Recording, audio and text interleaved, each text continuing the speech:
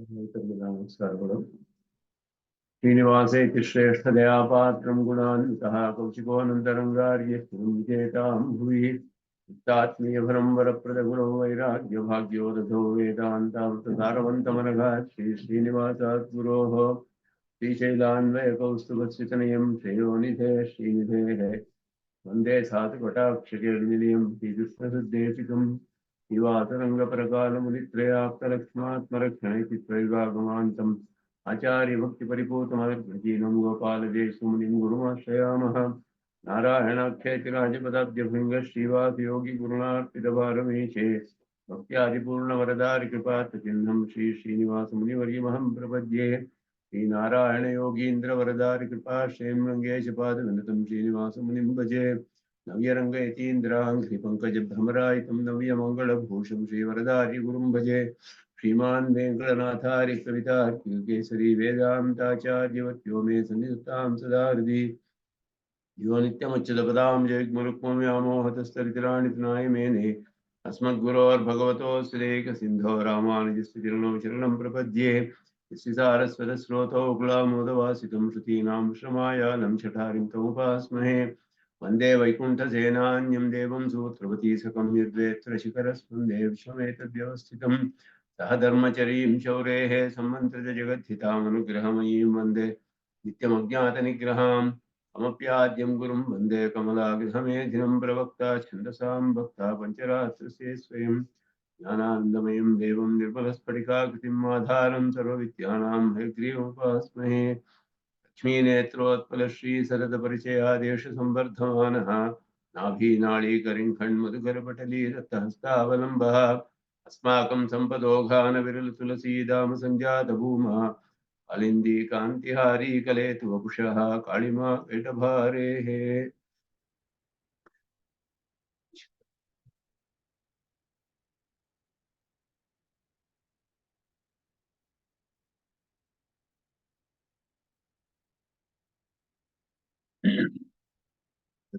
ಕಲಾಪ ಜಡದ್ರವ್ಯ ಸರದಲ್ಲಿ 52ನೇ ಶ್ಲೋಕವನ್ನ ನೋಡಿದ್ವಿ. ಪ್ರಾಣದ ವಿಷಯದಲ್ಲಿ ಮುಂದೆ ಹೇಳ್ತಾರೆ.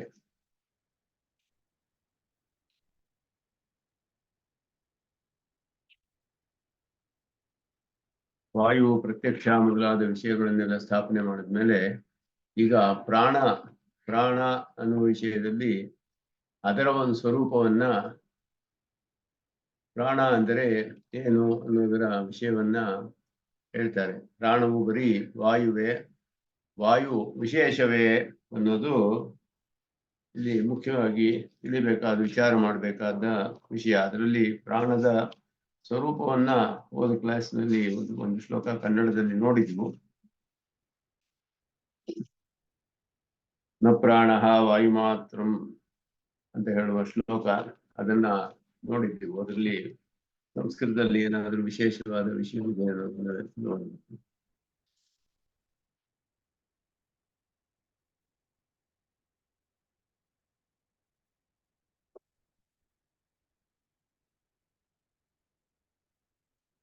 ಸಾಮಾನ್ಯವಾಗಿ ವಾಯು ಸಾಮಾನ್ಯವನ್ನ ವಿಚಾರ ಮಾಡಿದ ನಂತರ ಕ್ರಮವಾಗಿ ಪ್ರಾಪ್ತವಾದದ್ದು ವಾಯು ವಿಶೇಷ ಅಂತ ಹೇಳ್ಬಿಟ್ಟು, ಸಿದ್ಧಾಂತದಲ್ಲಿ ಪ್ರಾಣವಾಯು ಅಂತ ಏನು ಹೇಳ್ತೀವಿ, ಪ್ರಾಣ ಅನ್ನೋದು ಸಾಮಾನ್ಯ ವಾಯುವಿಗಿಂತ ಬೇರೆ ಆದದ್ದು. ವಾಯುವೇ ಬೇರೆ ಒಂದು ಅವಸ್ಥೆಯಲ್ಲಿ, ಒಂದು ವಿಶೇಷವಾದ ಅವಸ್ಥೆಯಲ್ಲಿ ಇರೋದಕ್ಕೆ ಪ್ರಾಣ ಅಂತ ಹೇಳಲ್ಪಡುತ್ತೆ.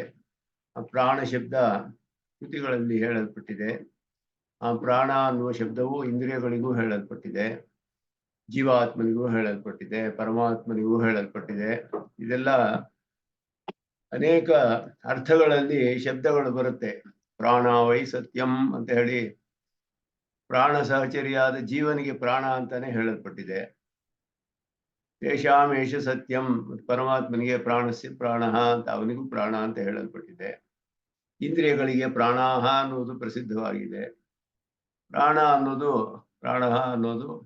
ಮುಖ್ಯ ಪ್ರಾಣ ಅನ್ನೋ ವಿಷಯದಲ್ಲಿ ಪ್ರಸಿದ್ಧವಾಗಿದೆ, ಪ್ರಾಣ ಅಪಾನ ವ್ಯಾನ ಮೊದಲಾಗಿ.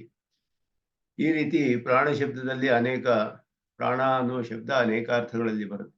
ಪ್ರಾಣ ಅಂತ ಹೇಳಿದಾಗ ಆ ಒಂದು ಸಂದರ್ಭವನ್ನು ನೋಡಿ, ಒಂದು ಕಾಂಟೆಕ್ಸ್ಚುಯಲ್ ಆಯಾ ಪ್ರಕರಣ ಅದನ್ನು ನೋಡಿ ಯಾವ ಪದಾರ್ಥವನ್ನು ತಿಳಿಸ್ತಾ ಇದೆ ಅನ್ನೋದನ್ನ ನಾವು ತಿಳಿಬೇಕಾದ್ದು. ಪ್ರಾಣ ಅನ್ನೋದು ಒಂದು ಪ್ರಾಣ ಅನ್ನುವಂತಹ ಒಂದು ವಿಶೇಷವಾದ ಪದಾರ್ಥವಿದೆ ನಮ್ಮ ದೇಹದಲ್ಲಿ. ಎಲ್ಲಾ ಪ್ರಾಣಿಗಳು ಬದುಕಿರೋದಕ್ಕೆ ಆಯಾ ಪ್ರಾಣಿಗಳ ಶರೀರ ಮತ್ತೆ ಇಂದ್ರಿಯಗಳು ಧರಿಸಿರೋದಕ್ಕೆ ಕಾರಣವಾದದ್ದು ಪ್ರಾಣ. ಪ್ರಾಣ ಇಲ್ಲದೆ ಹೋದ್ರೆ ಅದು ಧರಿಸಕ್ಕಾಗೋದಿಲ್ಲ. ಸೂಕ್ಷ್ಮ ರೂಪದಲ್ಲಿ ಪ್ರಾಣ ಎಂದಿಗೂ ಇದ್ದೇ ಇರುತ್ತೆ. ಮೋಕ್ಷದ ಸಮಯದಲ್ಲಿ ಮಾತ್ರ ಅಂತಿಮ ಶರೀರ ವಿಯೋಗವಾದಾಗ ಪ್ರಾಣವು ಜೀವಾತ್ಮನಿಂದ ಬಿಟ್ಟು ಹೋಗುತ್ತೆ. ಅಲ್ಲಿಯವರೆಗೂ ಪ್ರಾಣ ಅನ್ನೋದು ಜೀವಾತ್ಮನ ಜೊತೆಯಲ್ಲಿಯೇ ಇರುತ್ತೆ, ಅವನನ್ನು ಬಿಟ್ಟು ಹೋಗೋದಿಲ್ಲ. ಆ ಪ್ರಾಣದ ವಿಷಯದಲ್ಲಿ ಅದು ಅತಿರಿಕ್ತವಾದ ಒಂದು ತತ್ವವಲ್ಲ. ಪಂಚಭೂತಗಳು ಹೇಳಲ್ಪಟ್ಟಿದೆ.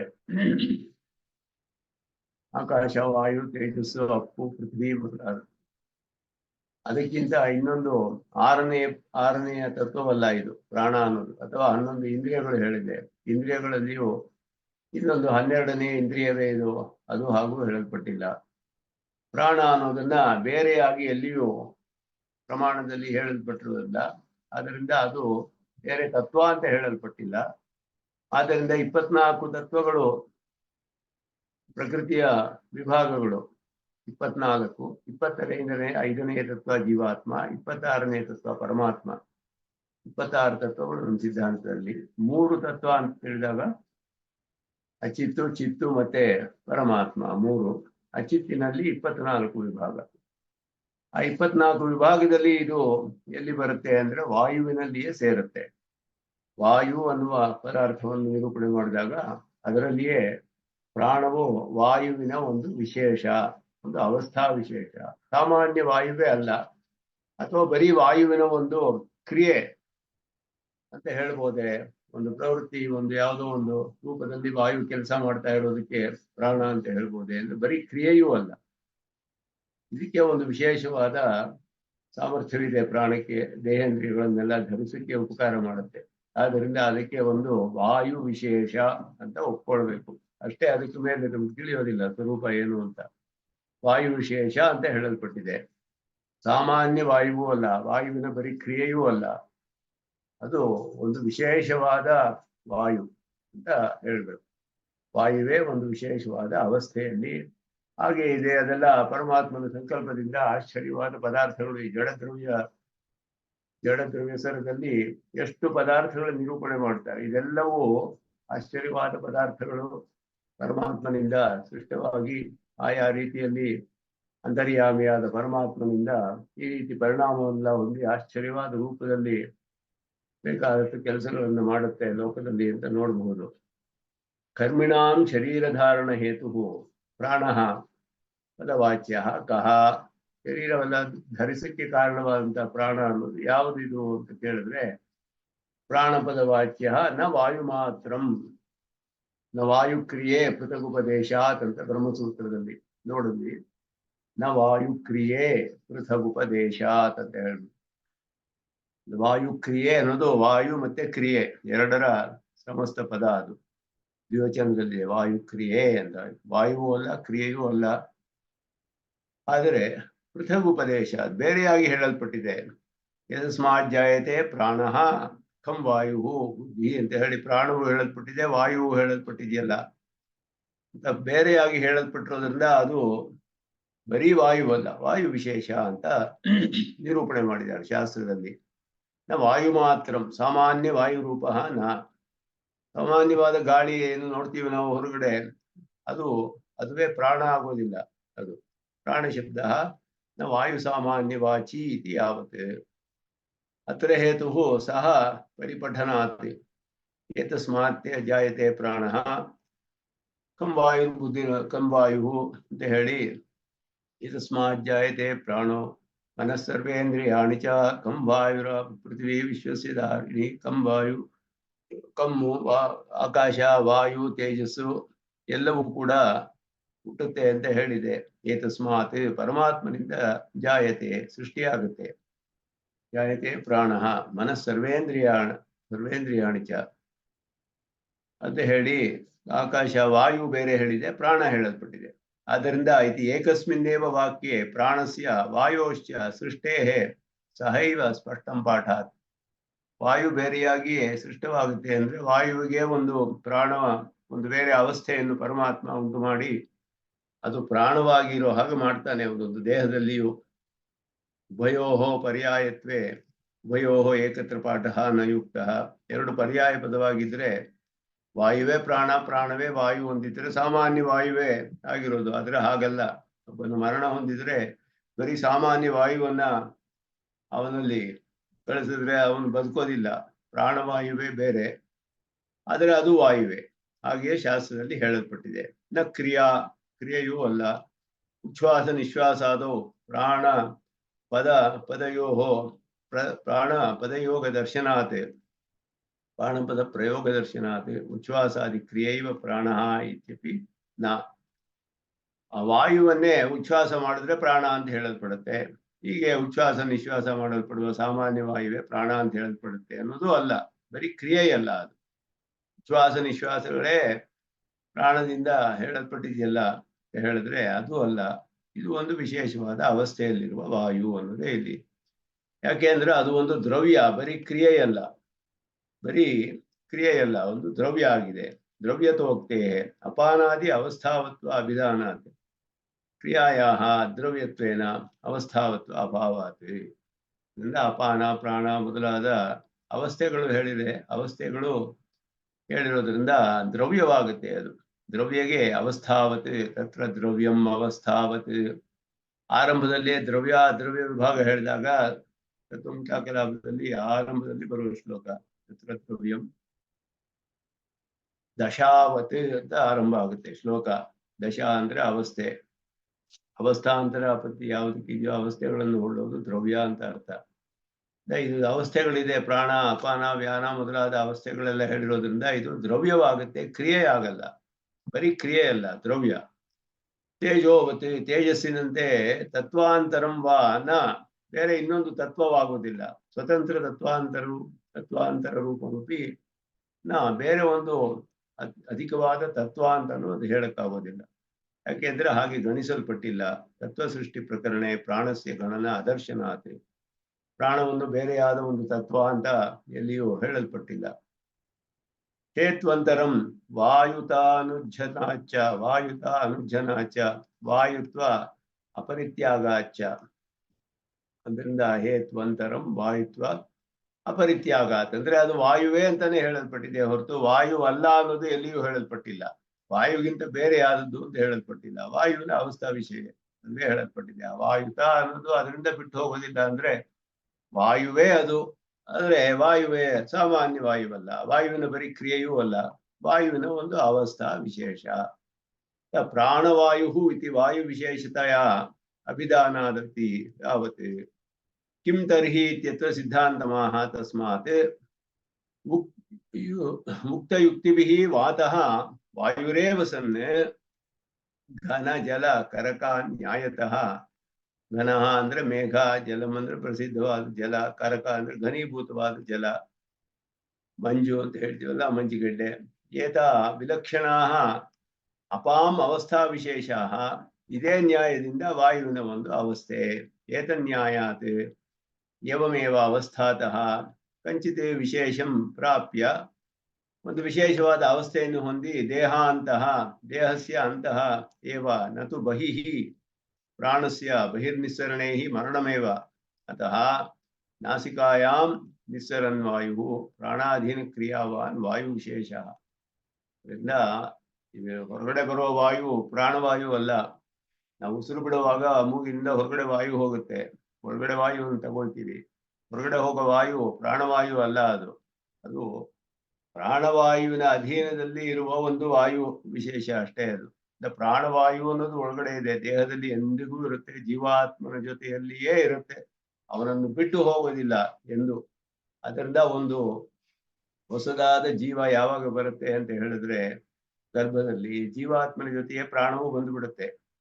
ಪ್ರಾಣ ಬಂದ್ರೆ ಜೀವನೂ ಇದ್ದಾನೆ ಅಂತ ಅರ್ಥ. ಜೀವನ ಜೊತೆಯೇ ಬರುತ್ತೆ ಪ್ರಾಣ, ಒಟ್ಟಿಗೆ ಬರ್ತಾರೆ ಇಬ್ರು. ಯಾವಾಗ್ಲೂ ಪ್ರಾಣ ಬಿಟ್ಟು ಹೋಗೋದಿಲ್ಲ, ಮೋಕ್ಷದಲ್ಲಿ ಮಾತ್ರವೇ ಚರ್ಮ ಶರೀರ ವಿಯೋಗದಲ್ಲಿ ಮಾತ್ರವೇ ಬಿಟ್ಟು ಹೋಗೋದು.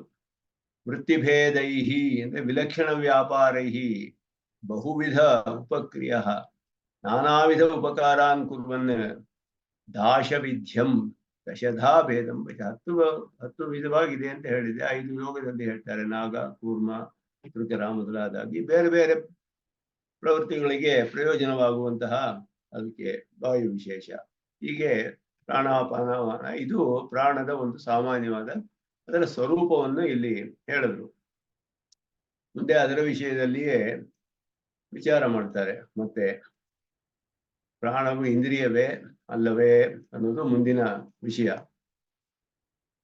ಪ್ರಾಣ ಇಂದ್ರಿಯ ಜಾತಿಯವಲ್ಲ ಅನ್ನೋದು ಸಿದ್ಧಾಂತ.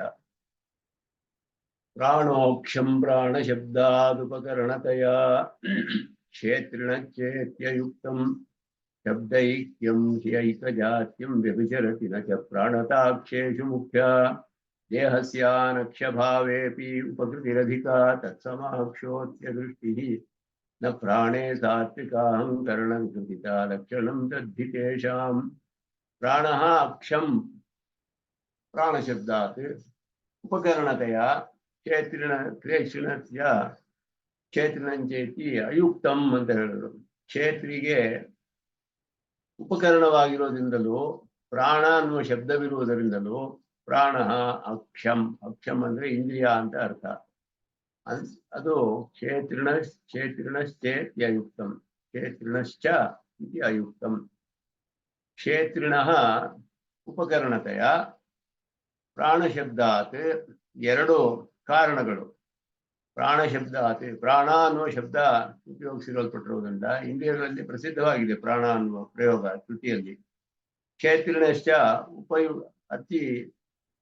ಅತ್ಯಯುಕ್ತಂ ಬಹಳ ಉಪಕಾರವಾಗಿದೆ. ಉಪಕರಣತೆಯ ಕ್ಷೇತ್ರಿಣಶ್ಚ ಇತಿ ಅಯುಕ್ತಂ ಅಂತ. ಕ್ಷೇತ್ರಿಣಶ್ಚೇತ್ಯಯುಕ್ತಂ ಕ್ಷೇತ್ರಿಣಃ ಚೇತ್ ಅಯುಕ್ತಂ ಅಂತ ಹೇಳಿದ್ರು. ಅಂದ್ರೆ ಪ್ರಾಣಶಬ್ದಾತ್ ಪ್ರಾಣ ಅಕ್ಷಂ ಉಪಕರಣತೆಯ ಕ್ಷೇತ್ರಿಣಃ ಉಪಕರಣತೆಯ ಚ ಪ್ರಾಣ ಅಕ್ಷಂ. 2 ಕಾರಣಗಳಿಂದ ಪ್ರಾಣವು ಇಂದ್ರಿಯ ಅಂತ ಹೇಳ್ಬೋದು ಅಂತ ಪೂರ್ವ ಪಕ್ಷ. ಪ್ರಾಣ ಶಬ್ದದ ಪ್ರಯೋಗವಿದೆ, ಮತ್ತೆ ಕ್ಷೇತ್ರೀಯಾದ ಜೀವಾತ್ಮನಿಗೆ ಉಪಕರಣವಾಗುತ್ತೆ. ಅದು ಇಂದ್ರಿಯಗಳು ಉಪಕರಣ, ಆದ್ದರಿಂದ ಇಂದ್ರಿಯಗಳು ಅಂತ ಹೇಳಲ್ಪಡುತ್ತೆ. ಕಾರಣ ಅಂದ್ರೇನೆ ಇಂದ್ರಿಯ, ಕರಣ ಅಂದ್ರೆ ಇನ್ಸ್ಟ್ರೂಮೆಂಟ್. ಜೀವಾತ್ಮನಿಗೆ ಎಲ್ಲ ಇನ್ಸ್ಟ್ರೂಮೆಂಟ್ಸ್ ತರ ಅವನಿಗೆ ಉಪಕರಣಗಳು. ಆದ್ರಿಂದ ಪ್ರಾಣವು ಉಪಕರಣವೇ. ಅದು ಒಂದು ಉಪಕಾರ ಮಾಡುತ್ತೆ ಎಲ್ಲ ಧರಿಸೋದಕ್ಕೆ. ಅದರಿಂದ ಬಹುದೊಡ್ಡ ಉಪಕಾರ ಇದೆ ಜೀವಾತ್ಮನಿಗೆ. ಆ ಉಪಕರಣವಾದ್ದರಿಂದ ಒಂದು ಕಾರಣ. ಪ್ರಾಣ ಅನ್ನುವ ಶಬ್ದ ಪ್ರಯೋಗದಿಂದಲೂ ಶ್ರುತಿಯಲ್ಲಿ ಪ್ರಸಿದ್ಧವಾಗಿ ಇಂದ್ರಿಯಗಳಿಗೆ ಹೇಳಲ್ಪಟ್ಟಿರುವುದು ಪ್ರಾಣ ಅಕ್ಷಂ. ಅಕ್ಷಂ ಅಂದ್ರೆ ಇಂದ್ರಿಯ ಅಂತ ಅರ್ಥ. ಪ್ರಾಣವು ಇಂದ್ರಿಯವೇ ಅನ್ನೋದು ಚೇತ್ ಅಯುಕ್ತಂ, ಇದು ಸರಿ ಇಲ್ಲ ಅಂತ ಹೇಳುದು. ಯಾಕೆಂದ್ರೆ ಶಬ್ದೈಕ್ಯಂ ಹಿ ಐಕಜಾತ್ಯಂ ವ್ಯಭಿಚರತಿ ನಚ ಪ್ರಾಣತ ಅಕ್ಷೇಷು ಮುಖ್ಯ ಅಂತ ಹೇಳಿದ್ರು. ಬರೀ ಶಬ್ದ ಒಂದೇ ಇದ್ಬಿಟ್ರೆ ಅದು ಶಬ್ದ ಸಾಮ್ಯ ಇದ್ರೆ ಸಾಕು, ಅದು ಒಂದೇ ಜಾತಿಗೆ ಸೇರಿದ್ದು ಅಂತ ಹೇಳೋದಕ್ಕಾಗೋದಿಲ್ಲ. ಅರ್ಥ ಸಾಮ್ಯ ಇರಬೇಕು ಅನ್ನೋ ನಿಯಮ ವ್ಯಭಿಚರಿತವಾಗೋದು ಪ್ರಸಿದ್ಧವಾಗಿದೆ. ವ್ಯಭಿಚಾರ ಅಂದ್ರೆ ನಿಯಮವನ್ನು ತಪ್ಪೋದು, ಬೇರೆ ಕಡೆಯೂ ಹೋಗೋದು ಅಂತ, ಬೇರೆ ಅರ್ಥಗಳನ್ನು ಹೊಂದಿರೋದು ಅಂತ ಅರ್ಥ. ಒಂದು ಶಬ್ದಕ್ಕೆ ಶಬ್ದ ಐಕ್ಯಂ ಅಂದ್ರೆ 2 ಪದಾರ್ಥಗಳಿಗೆ ಒಂದೇ ಶಬ್ದದಿಂದ ಹೇಳಲ್ಪಟ್ರೆ ಐಕಜಾತ್ಯಂ ವ್ಯಭಿಚರಿತಿ, ಒಂದೇ ಜಾತಿಗೆ ಸೇರಿತು ಅನ್ನೋ ಅರ್ಥ ಹೇಳಬೇಕಾಗಿಲ್ಲ. ಯಾಕೆಂದ್ರೆ ಒಂದು ಶಬ್ದಕ್ಕೆ ಅನೇಕ ಅರ್ಥಗಳು ಬರುತ್ತೆ. ಆದ್ದರಿಂದ ಒಂದು ಶಬ್ದಕ್ಕೆ ಅನೇಕ ಅರ್ಥಗಳು ಇರೋದ್ರಿಂದ ಇದು ಅದೇ ಶಬ್ದದಿಂದ ಹೇಳಲ್ಪಡುತ್ತೆ, ಇದು ಅದೇ ಶಬ್ದದಿಂದ ಹೇಳಲ್ಪಡುತ್ತೆ ಅಂದ್ರೆ 2 ಒಂದೇ ಜಾತಿಗೆ ಸೇರಿದ್ದು ಅಂತ ಹೇಳಕ್ಕಾಗೋದಿಲ್ಲ. ಪ್ರಾಣ ಅನ್ನೋದೇ ಉದಾಹರಣೆ. ಪ್ರಾಣ ಅನ್ನೋ ಶಬ್ದ ಪ್ರಾಣಕ್ಕೂ ಮುಖ್ಯ ಪ್ರಾಣಕ್ಕೂ ಹೇಳಲ್ಪಟ್ಟಿದೆ, ಇಂದ್ರಿಯಕ್ಕೂ ಹೇಳಲ್ಪಟ್ಟಿದೆ, ಜೀವಾತ್ಮನಿಗೂ ಹೇಳಲ್ಪಟ್ಟಿದೆ, ಪರಮಾತ್ಮನಿಗೂ ಹೇಳಲ್ಪಟ್ಟಿದೆ. ಎಲ್ಲ ಒಂದೇ ಅಂತ ಅರ್ಥವಲ್ಲ, ಬೇರೆ ಬೇರೆ ಪದಾರ್ಥಗಳಿಗೆ. ಇಲ್ಲಿ ವ್ಯಭಿಚಾರವಿದೆ, ಎಲ್ಲ ಅನೇಕ ಕಡೆ ಹೋಗುತ್ತೆ ಇದು ಅರ್ಥಗಳು. ಆದ್ದರಿಂದ ಅರ್ಥ ಸಾಮ್ಯ ಇರಬೇಕು ಅನ್ನೋದಿಲ್ಲ. ಶಬ್ದ ಸಾಮ್ಯವಿದ್ರೆ ಅರ್ಥ ಸಾಮ್ಯ ಇರಬೇಕು ಅನ್ನೋ ನಿಯಮವಿಲ್ಲ. ಹೇಗೆ ಉದಾಹರಣೆಗೆ ಗೌಹು ಅನ್ನೋ ಶಬ್ದ, ಅದಕ್ಕೆ ಬೇಕಾದಷ್ಟು ಅರ್ಥಗಳಿದೆ. ಹಸು, ಕಿರಣ, ಭೂಮಿ, ಶಬ್ದ ಮೊದಲಾದ ಅರ್ಥಗಳು ಅನೇಕ ಇದೆ. ಗೌಹು ಅನ್ನೋದಕ್ಕೆ ಗೋದ, ಗೋ ಅನ್ನೋ ಶಬ್ದಕ್ಕೆ ಅನೇಕ ಅರ್ಥಗಳಿದೆ. ಗೋದ ಅಂದ್ರೆ ಗಾಮ್ ದದಾತಿ ಇತಿ ಗೋದ ಅಂತ ಹೇಳ್ತೀವಿ ಆಂಡಾಳುಗಳ. ಗಾಂ ದದತಿ ಗಾಂ ದತ್ತವತಿ ಅಂತ ನಮ್ಗೆ ತಿರುಪಾವೆ ಎನ್ನುವ ಸೂಕ್ತಿಗಳನ್ನ ಅನುಗ್ರಹಿಸಿದವಳು ಅಂತ ಬೋಧ ಅಂತ ಒಂದರ್ಥ. ಗೋಮಂಡಲ ಅಂತ ಹೇಳಿದ್ರೆ ಭೂಮಿ, ಹಾಗೆಯೇ ಈ ರೀತಿ ಅದಕ್ಕೆ ಬೇಕಾದಷ್ಟು ಅರ್ಥಗಳಿದೆ. ಕಿರಣಗಳು ಅಂತ ಇದೆ, ಸೂರ್ಯಮಂಡಲಕ್ಕೂ ಹೇಳಲ್ಪಡುತ್ತೆ ಗೋ ಅಂತ ಹೇಳೋದು. ಈ ರೀತಿ ಗೋಪಾಲ, ಹಸು ಅನ್ನೋ ಅರ್ಥದಲ್ಲಿದೆ, ಭೂಮಿ ಅನ್ನೋ ಅರ್ಥದಲ್ಲಿದೆ, ಬೇಕಾದಷ್ಟು ಅರ್ಥಗಳಿದೆ ಅದಕ್ಕೆ. ಅನೇಕ ಅರ್ಥಗಳಿದೆ ಮಾತ್ರಕ್ಕೆ ಇದು ಒಂದೇ ಜಾತಿ ಪದಾರ್ಥ ಅಲ್ಲ ಅದೆಲ್ಲ. ಅದೇ ರೀತಿ ಪ್ರಾಣಕ್ಕೆ ಇಂದ್ರಿಯ, ಪ್ರಾಣವಾಯು ಎರಡಕ್ಕೂ ಪ್ರಯೋಗವಿದ್ರು ಕೂಡ ಪ್ರಾಣ ಇಂದ್ರಿಯ ಆಗೋದಿಲ್ಲ ಅದರಿಂದ ಅನ್ನೋದನ್ನು ಹೇಳ್ತಿದ್ದಾರೆ. ಅಕ್ಷೇಷು ಪ್ರಾಣತ ನ ಮುಖ್ಯ. ಅಷ್ಟೇ ಅಲ್ಲ, ಇಂದ್ರಿಯಗಳಲ್ಲಿ ಪ್ರಾಣ ಅನ್ನುವ ಶಬ್ದ ಪ್ರಯೋಗ ಯಾಕಿದೆ ಅಂದ್ರೆ ಪ್ರಾಣದ ಅಧೀನದಲ್ಲಿಯೇ ಎಲ್ಲ ಕೆಲಸ ಮಾಡೋದ್ರಿಂದ, ಪ್ರಾಣದ ಜೊತೆಯಲ್ಲಿಯೇ ಇರೋದ್ರಿಂದ, ಅದರ ಆಧಾರದಲ್ಲಿಯೇ ಇರೋದ್ರಿಂದ ಅದಕ್ಕೆ ಪ್ರಾಣ ಶಬ್ದ ಪ್ರಯೋಗ ಇದೆಯೇ ಅಷ್ಟೇ ಹೊರತು ಮುಖ್ಯಾರ್ಥದಲ್ಲಿ ಹೇಳಕ್ಕಾಗೋದಿಲ್ಲ ಪ್ರಾಣ ಅಂತ. ಅಕ್ಷೇಷು ಪ್ರಾಣತ ಚ ನ ಮುಖ್ಯ. ಇಂದ್ರಿಯಗಳಲ್ಲಿ ಪ್ರಾಣ ಅನ್ನುವ ಶಬ್ದ ಪ್ರಯೋಗ ಮುಖ್ಯವಲ್ಲ, ಗೌಣ ಹೇಳಬೇಕು. ಆದ್ದರಿಂದ ಅದಕ್ಕೆ ಪ್ರಾಣ ಶಬ್ದಾತ್ ಅನ್ನೋ ವ್ಯಕ್ತಿಗೆ ಪ್ರಾಣ ಅನ್ನುವ ಶಬ್ದ ಇರೋದ್ರಿಂದ ಇಂದ್ರಿಯ ಅಂತ ಹೇಳಕ್ಕೆ ಸಾಧ್ಯವಿಲ್ಲ ಅಂತ ಹೇಳಿ, ಕ್ಷೇತ್ರಿಣ ಉಪಕರಣತೆಯ, ಅದು ದೇಹಕ್ಕೆ ಅನಕ್ಷಭಾವೇ ಅಪಿ ಉಪಕೃತಿ ಅಧಿಕ ಅಂತ ಹೇಳಿದ್ರು. ಉಪಕೃತಿರಧಿಕ ಅಂತ ಹೇಳಿದ್ರು. ಅದು ಬಹಳ ಉಪಕಾರ ಮಾಡುತ್ತೆ. ದೇಹಸ್ಯ ಅನಕ್ಷಭಾವೇಪಿ, ದೇಹದ ವಿಷಯದಲ್ಲಿ ಹೇಳ್ತಾರೆ. ಈಗ ದೇಹವು ಇಂದ್ರಿಯವಲ್ಲ ಅನ್ನೋದು ಎಲ್ಲ ಒಪ್ಕೊಳ್ಳೋದೆ, ಆದರೆ ದೇಹ ಜೀವಾತ್ಮನಿಗೆ ಎಷ್ಟು ಉಪಕಾರ ಮಾಡುತ್ತೆ. ದೇಹ ಇಲ್ಲದೆ ಹೋದ್ರೆ ಅವನಿಗೆ ಧರ್ಮಾನುಷ್ಠಾನವೇ ಮಾಡೋಕ್ಕಾಗೋದಿಲ್ಲ. ಆದ್ದರಿಂದ ದೇಹ ಬಹಳ ಪ್ರಧಾನವಾದದ್ದು. ಅದರಿಂದಲೇ ಅವನು ಶರೀರ ಮಾಧ್ಯಂ ಖಲು ಧರ್ಮ ಸಾಧನಂ ಅಂತ ಕಾಳಿದಾಸ ಹೇಳಿರೋದು ಪ್ರಸಿದ್ಧವಾಗಿದೆ. ಶರೀರವೇ ಅವನಿಗೆ ಆದ್ಯವಾದ ಧರ್ಮ ಸಾಧನ. ಅವನಿಗೆ ಶರೀರ ಎಷ್ಟು ಉಪಕಾರ ಮಾಡುತ್ತಲ್ಲ. ಶರೀರ ಇಂದ್ರಿಯ ಅಂತ ಹೇಳ್ಬಹುದೇ, ಅಂದ್ರೆ ಶರೀರ ಇಂದ್ರಿಯ ಅಂತ ಯಾರು ಒಪ್ಕೊಳ್ಳೋದಿಲ್ಲ ಅದನ್ನ. ದೇಹಸ್ಯ ಅನಕ್ಷ್ಯ ಭಾವೇಪಿ ಉಪಕೃತಿ ಅಧಿಕ, ಎಲ್ಲದಕ್ಕಿಂತ ಹೆಚ್ಚು ಉಪಕಾರ ಮಾಡುತ್ತೆ ದೇಹ, ಆದರೆ ಅದು ಇಂದ್ರಿಯ ಅಂತ ಯಾರು ಹೇಳೋದಿಲ್ಲ. ಅದನ್ನ ಇಲ್ಲಿ ಹೇಳ್ತಾರೆ. ದೇಹಸ್ಯ ಅನಕ್ಷ್ಯ ಭಾವೇ ಅಪಿ ಉಪಕೃತಿ ಅಧಿಕ. ಶರೀರ ಇಂದ್ರಿಯವಾಗದೆ ಇದ್ರೂ ಜೀವಾತ್ಮನಿಗೆ ಬೇಕಾದ ಉಪಕಾರ ಮಾಡುತ್ತೆ. ಉಪಕಾರಕವನ್ನೇ ಇಂದ್ರಿಯ ಅಂತ ಹೇಳಿದ್ರೆ ಶರೀರವೂ ಇಂದ್ರಿಯ ಆಗ್ಬೇಕಾಗುತ್ತೆ ಅವಾಗ. ಅಂದ್ರೆ ಯಾವುದೆಲ್ಲ ಉಪಕಾರ ಮಾಡುತ್ತೋ ಅದೆಲ್ಲ ಇಂದ್ರಿಯ ಆಗೋದಿಲ್ಲ. ದೇಹ ಎಲ್ಲೂ ಇಂದ್ರಿಯ ಅಂತ ಯಾರು ಕರೆದಿಲ್ಲ, ಯಾರು ಒಪ್ಪೋದಿಲ್ಲ. ಅಕ್ಷೋಕ್ತಿಯ ದೃಷ್ಟಿ ಅಕ್ಷ ತತ್ ಸಮ ಅಂತ ಹೇಳಿದ್ರು. ಇಂದ್ರಿಯ ಎಂಬ ವ್ಯವಹಾರ ಇಲ್ಲದೆ ಇರೋದು ದೇಹದಂತೆ ಪ್ರಾಣಕ್ಕೂ ಸಮಾನ. ಆದ್ರಿಂದ ಅಕ್ಷೋಕ್ತಿ ಅದೃಷ್ಟಿ, ಅಕ್ಷ ಅನ್ನೋ ಉಕ್ತಿ ಕಂಡು ಬರದೇ ಇರೋದು, ಅದೃಷ್ಟಿ ಅದು ಇಂದ್ರಿಯ ಅಂತ ಹೇಳದೇ ಇರೋದು. ತತ್ ಸಮ, ದೇಹಕ್ಕೆ ಪ್ರಾಣಕ್ಕೂ ಎರಡಕ್ಕೂ ಸಮವಾಗಿದೆ. ದೇಹ ಹೇಗೆ ಇಂದ್ರಿಯವಲ್ವೋ ಪ್ರಾಣವೂ ಇಂದ್ರಿಯವಲ್ಲ. ಪ್ರಾಣ ಶಬ್ದ ಪ್ರಯೋಗ ಇರೋದ್ರಿಂದಲೇ ಇಂದ್ರಿಯವಾಗುವುದಿಲ್ಲ. ಉಪಕರಣವಾಗುವುದರಿಂದಲೇ ಇಂದ್ರಿಯವಾಗೋದಿಲ್ಲ. ಅದು ಉಪಕಾರ ಮಾಡುತ್ತೆ, ಅದರಿಂದಲೂ ಇಂದ್ರಿಯವಾಗೋದಿಲ್ಲ ಅಂತ ಇಲ್ಲಿ ಇಂದ್ರಿಯವಲ್ಲ ಅನ್ನೋದನ್ನ ಸಾಧಿಸ್ತಾ ಇದ್ದಾರೆ.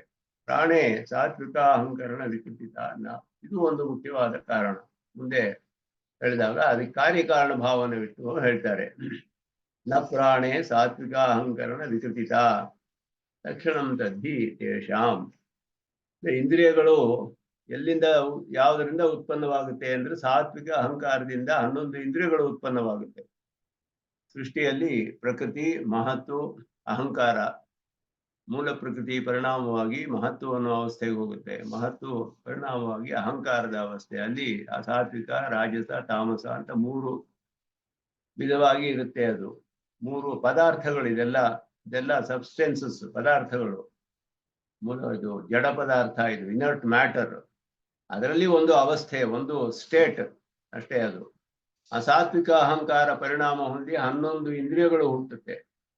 11 ಇಂದ್ರಿಯಗಳು ಬರುತ್ತೆ. 11 ಇಂದ್ರಿಯಗಳು ಕೂಡ ಸಾತ್ವಿಕ ಅಹಂಕಾರದ ಅವಸ್ಥಾ ವಿಶೇಷಗಳು. ಎಲ್ಲ ಮೂಲ ಪ್ರಕೃತಿಯ ಅವಸ್ಥಾ ವಿಶೇಷಗಳೇ. ಮೂಲ ಪ್ರಕೃತಿಯೇ ಕಾರಣ, ಇದಕ್ಕೆಲ್ಲ ಮೂಲ ಕಾರಣ.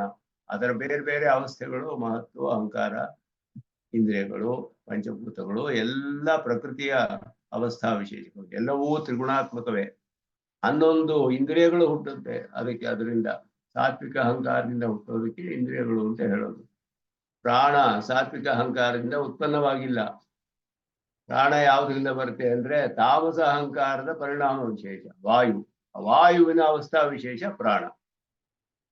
ಸಾತ್ವಿಕ ರಾಜಸ ತಾಮಸ ಅಹಂಕಾರಗಳಲ್ಲಿ ಸಾತ್ವಿಕ ಅಹಂಕಾರದಿಂದ 11 ಇಂದ್ರಿಯಗಳು, ತಾಮಸ ಅಹಂಕಾರದಿಂದ ಪಂಚತನ್ಮಾತ್ರೆಗಳು, ಪಂಚಭೂತಗಳು. ಈ ರಾಜಸ ಅಹಂಕಾರ ಎರಡಕ್ಕೂ ಸಹಾಯ ಮಾಡುತ್ತೆ. ಆ ಪಂಚತನ್ಮಾತ್ರೆಗಳು ಪಂಚಭೂತಗಳಲ್ಲಿ ವಾಯು ಒಂದು ತತ್ವ, ಆ ವಾಯುವಿನ ಒಂದು ಅವಸ್ಥಾ ವಿಶೇಷವೇ ಈ ಪ್ರಾಣ. ಆದ್ದರಿಂದ ಇದಕ್ಕೆ ಸಾತ್ವಿಕ ಅಹಂಕಾರ ಕಾರಣತ್ವವೂ ಇಲ್ಲ. ಇಂದ್ರಿಯಗಳು ಸಾತ್ವಿಕ ಅಹಂಕಾರದಿಂದ ಹುಟ್ಟೋದ್ರಿಂದ ಅವುಗಳೆಲ್ಲ ಒಂದು ಜಾತಿಗೆ ಸೇರಿದೆ. ಇಂದ್ರಿಯಗಳು ಒಂದೇ ಕಾರಣವನ್ನು ಹೊಂದಿದೆ. ಪ್ರಾಣ ಹಾಗಲ್ಲ, ಇದು ಸಾತ್ವಿಕ ಅಹಂಕಾರದಿಂದ ಉತ್ಪನ್ನವಾದ ಪದಾರ್ಥವಲ್ಲ. ಅದನ್ನು ಇಲ್ಲಿ ಹೇಳ್ತಾರೆ, ಪ್ರಾಣೇ ಸಾತ್ವಿಕ ಅಹಂಕರಣ ವಿಕೃತಿತ ನ. ಅದರ ವಿಕೃತಿ ಅಲ್ಲ, ವಿಕೃತಿ ಅಂದ್ರೆ ವಿಕಾರ. ಅದು ಪ್ರಕೃತಿ, ಇದು ವಿಕೃತಿ ಕಾರಣ. ಈ ಸಾತ್ವಿಕ ಅಹಂಕಾರ ಪ್ರಕೃತಿ, ಇಂದ್ರಿಯಗಳು ಅದರ ವಿಕೃತಿ. ಕಾರ್ಯಕಾರಣ ಭಾವ ಹೇಳುವಾಗ ಪ್ರಕೃತಿ ಅಂದ್ರೆ ಕಾರಣ ಅಂತ ಅರ್ಥ ಅಲ್ಲಿ ಸಾಮಾನ್ಯವಾಗಿ. ಪ್ರಾಣವಾಯು ಸಾತ್ವಿಕ ಅಹಂಕಾರದಿಂದ ಹುಟ್ಟಿಲ್ಲ. ಅದರಿಂದ ತತಿ ತೇಷಾಂ ಲಕ್ಷಣಂ. ಇಂದ್ರಿಯಗಳ ಲಕ್ಷಣ ಅಂದ್ರೆ ಅದೇ ಸಾತ್ವಿಕ ಅಹಂಕಾರದಿಂದ ಸೃಷ್ಟವಾಗಿರೋದು ಇಂದ್ರಿಯಗಳು ಅಂತ ಹೇಳಲ್ಪಟ್ಟಿದೆ.